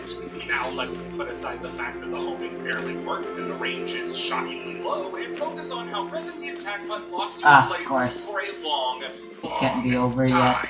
With this being the first time that you're actually using the Garuda in combat, you have no way of knowing that, and it leads to becoming a sitting duck way too easily, as you get hit by the boss's massive attacks. It's painfully unfun, but the lull in action does give me an opportunity to take up that knitting hobby I've always wanted to do. This game came out the same year as Devil May Cry 3, so after you beat the He boss, just kind of throws the spear, and we get another one right away. Holy shit, there are balls of web in this game! It's actually got good range. Take my one joy in life, why don't you? So once we touch down, the lady from earlier, Anastasia, dumps just about every bit of information she can onto you. She explains what a genome cyborg is, tells us Brad released the Genome Mist, Fonta grapples with his identity for all of one shot. He looks like he just got this body and is still trying to figure out how the mist works. He sets out to do more altering and beasting, which leads him to a mine. This is the first time in the entire game you have to try to find the gatekeeper enemies, who, if you didn't know to throw these two rocks, will never show up and instead just send wave of enemies to try to kill you. This is also the last time in the game that ever happened. We fly across a conveyor belt and swim down to a flooded mine shaft with Merman. Hey, remember he's in this game? And we get to fight a new boss, the big catfish. And this was the boss fight where I How many Hydro characters are there, actually? I don't dislike it. I don't even think I could see what it was trying to accomplish and appreciate it for what it was. I hate it. This boss is cited 2 hours. Right, Kokomi exists. All I can do is leave the score. There's a lot of Hydro. This boss is just a reskin of the crocodile boss from earlier, except it's always electrified. So you already There have is the also a lot of Electro, and apart from Cyno, I apparently have all of them. catfish is and how he They're mostly for all 4 stars as well. gets worse.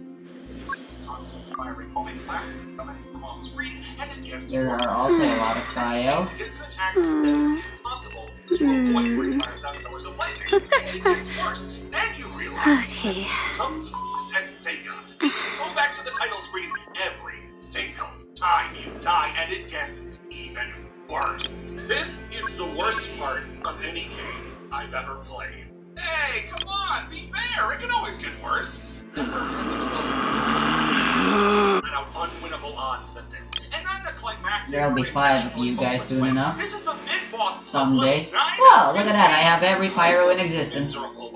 It's just throwing myself at the boss over and over and over, knowing that nothing I did mattered because no matter what I tried, it never worked. It's not just that it's bad, it's that it's unfun. Every other game I've played, I've had fun with it. Altered Beast is the first one where I flat out didn't have fun. It doesn't matter if it was at the game's expense, I still had fun. Here, nothing like that happened.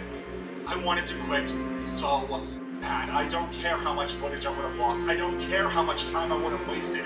No amount of effort was worth putting myself through this anymore.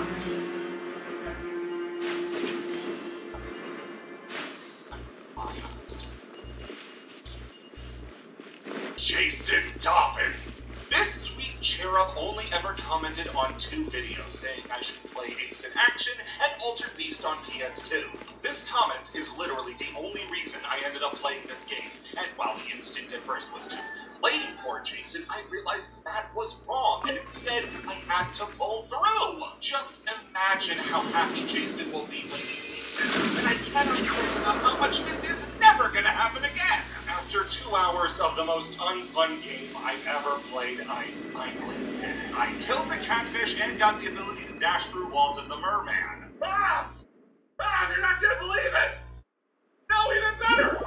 It's the merman upgrade! Just 5 minutes later in the game, immediately throws you into a new contender for the worst part of any game I've ever Are you fucking played. kidding me? The Boss dialogue was... fight on the roof, meaning the only way to get up and hit him is with Garuda, but Garuda's movement options are so piss poor and his attacks so unwieldy that you barely get a chance to hit the boss without taking damage yourself. It is impossible to hit the boss without standing helplessly in his line of fire. On top of that, he spends most of his time in the enraged red form, which takes reduced damage or no damage. It could potentially spam normal attack freeze as Mona. But either way, there aren't that many characters. Oh yeah, Layla. I remember now. I want It is to as the try Layla. stars foretold.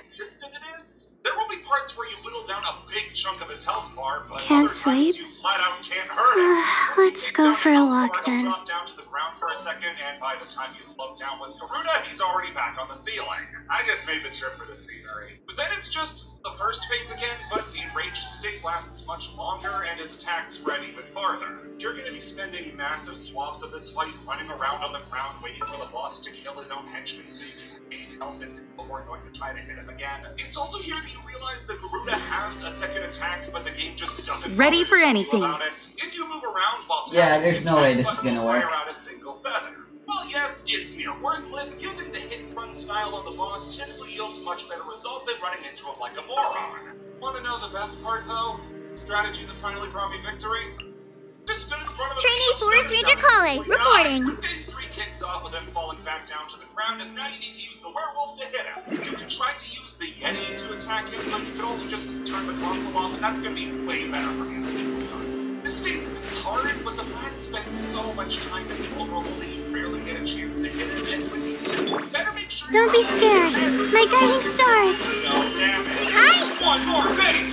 One more Written in the phase! stars.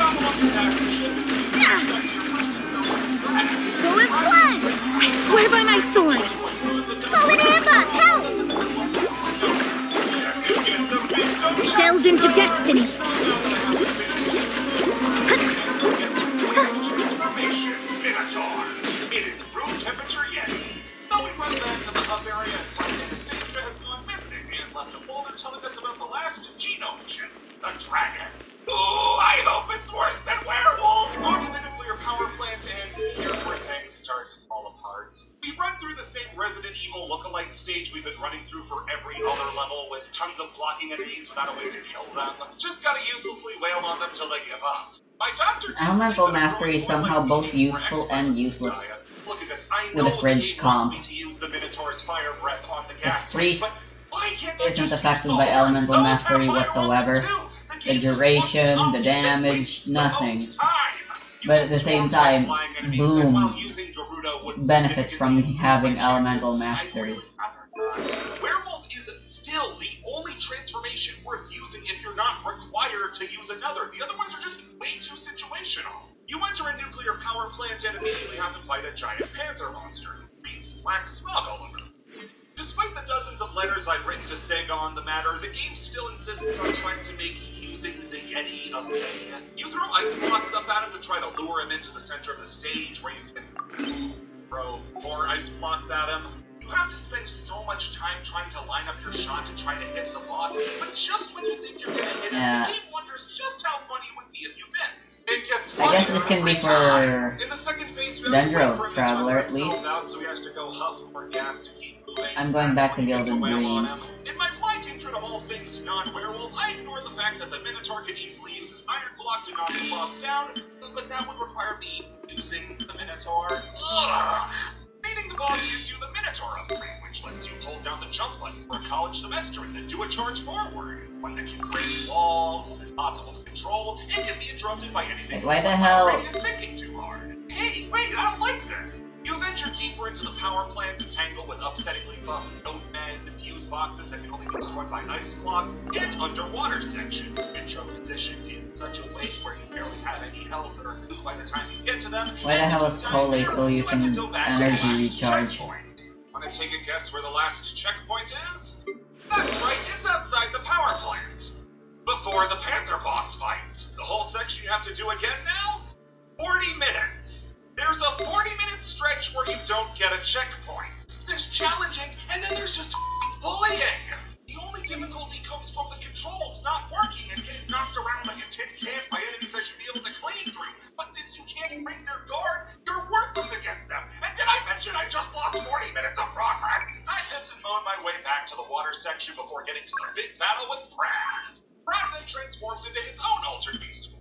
If Tony the Tiger won't tolerate comments like that, I won't either. To mirror the fact that you have the mobility of Boss, Brad can leap all around the room and has a quick dodge that makes him totally invincible every time he uses it. You know what, game? You're right. I don't think I was working hard enough to earn that. Brad deserves it. After that, you have to wait for Brad to hop on the top of this pillar and ram into it with Minotaur. But since he's throwing cutter attacks, he can't stay I'll out see in the how open, much so you have to better start the charge with a elemental flamethrower, mastery somehow really maneuver is, or if yourself energy down, recharge is hit the actually a wall good without hitting idea. anything, which is incredibly hard with how awful the Minotaur controls. Once he's down, you just gotta give him a few more wet willies until he tells us that he didn't release the cheat with this. Anastasia did! God, I can't believe you couldn't trust someone. No reason to trust. We get the Dragon Chip and the Brittle Flashback show for the third genome cyborg. Brad being the first one, and Anastasia has our ability to use multiple chips and turn into multiple different beasts what makes her special, and does beg the question, if we're the one that can use the chips in the first place, why did Brad bother stealing them? Spite. Just spite. The dragon is our final transformation, and I kinda like it. It's slow as erosion, no surprise there, but its lightning attack is pretty strong and it can fly better than Gerudo. Alright, game, you're officially 2 for 6! Oh, would you look at that, it's failing grade. Of course, it can't be that easy, since for some stupid reason, the lightning orbs get caught on walls and will dissipate, and when this game is more holy, then man, you can tell how much fun that's gonna be. We get out and head off for the final area of the game, the research facility. Here we gotta deal with waves upon waves of very... Wow, no crit rate. We're getting to a section testing our skills with all 6 transformations. I made the stupid mistake of doing the merman section first, and with barely enough goo, I get soft-locked in the room and am forced to restart from the beginning of the level. I don't want to check how much time I just wasted. Bish bash bosh, I get everything I need to ride the elevator down to fight with...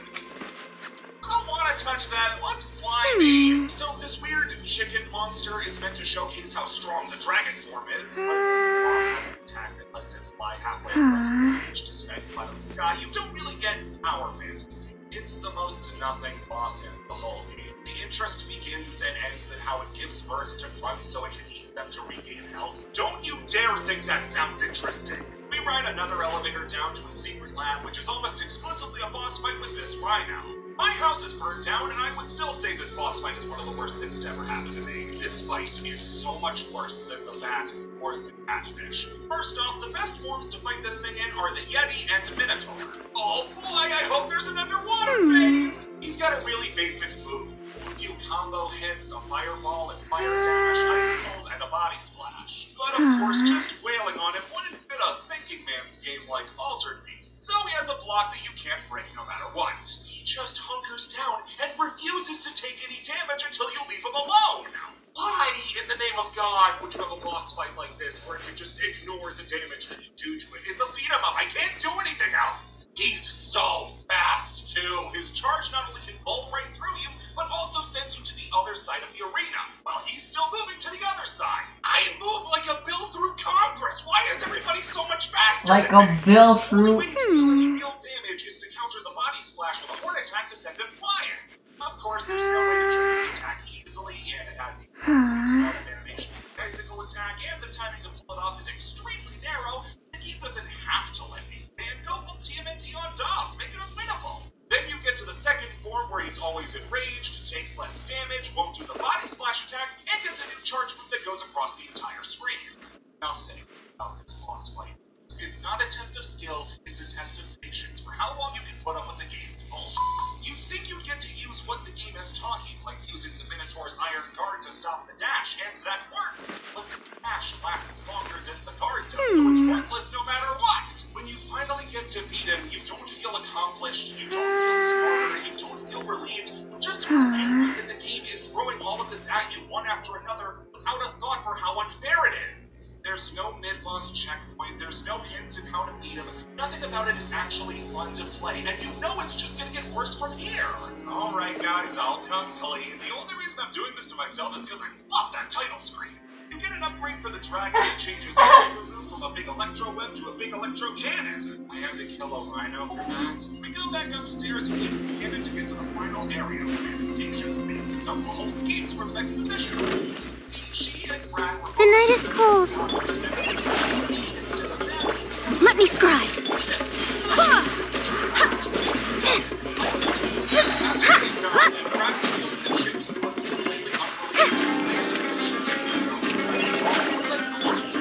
Delve into destiny.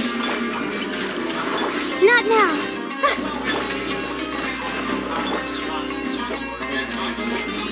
Go as planned. Fly. My guiding stars.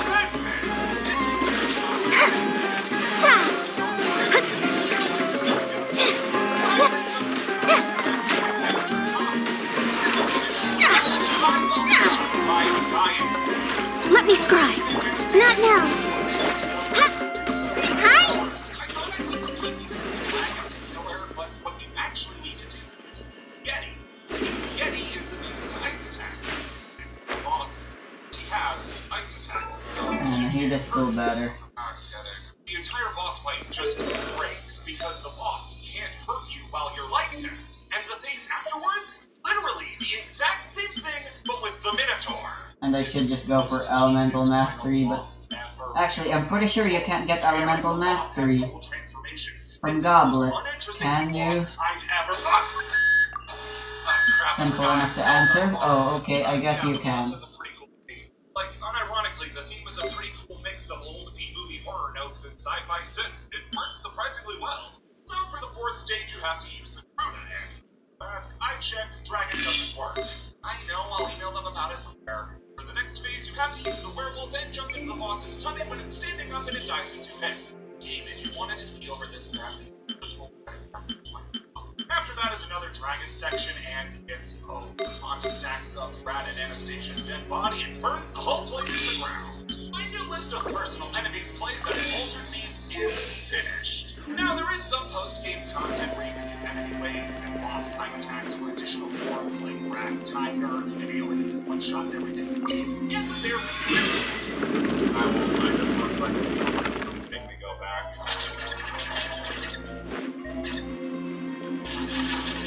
What an awful game.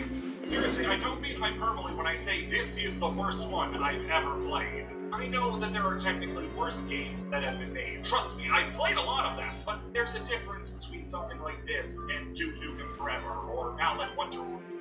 Those games, yeah, they stink. They could be dull, but they were never flat out unfun. I could get frustrated and want to quit, but at the very least there was something about it that kept me going. There was the art style. And of course you're all looking at me. Waited to see what bizarre set piece was coming next to keep me entertained. With the game as lifeless, unfun, and time-wasty as well. Nothing like that ever happened. It's dull, unimaginative, wastes your time, and is the Maybe worst. it's actually down. At least Jason Thomas is happy.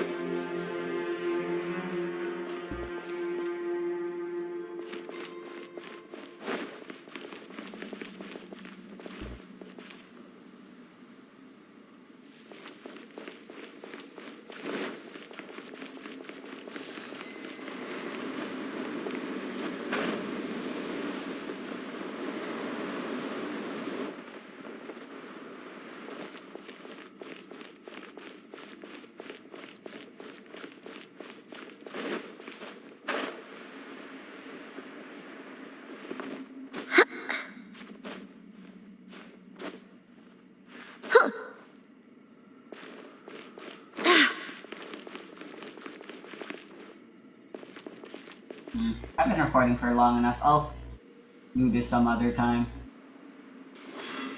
Jiggly Boobas. The end.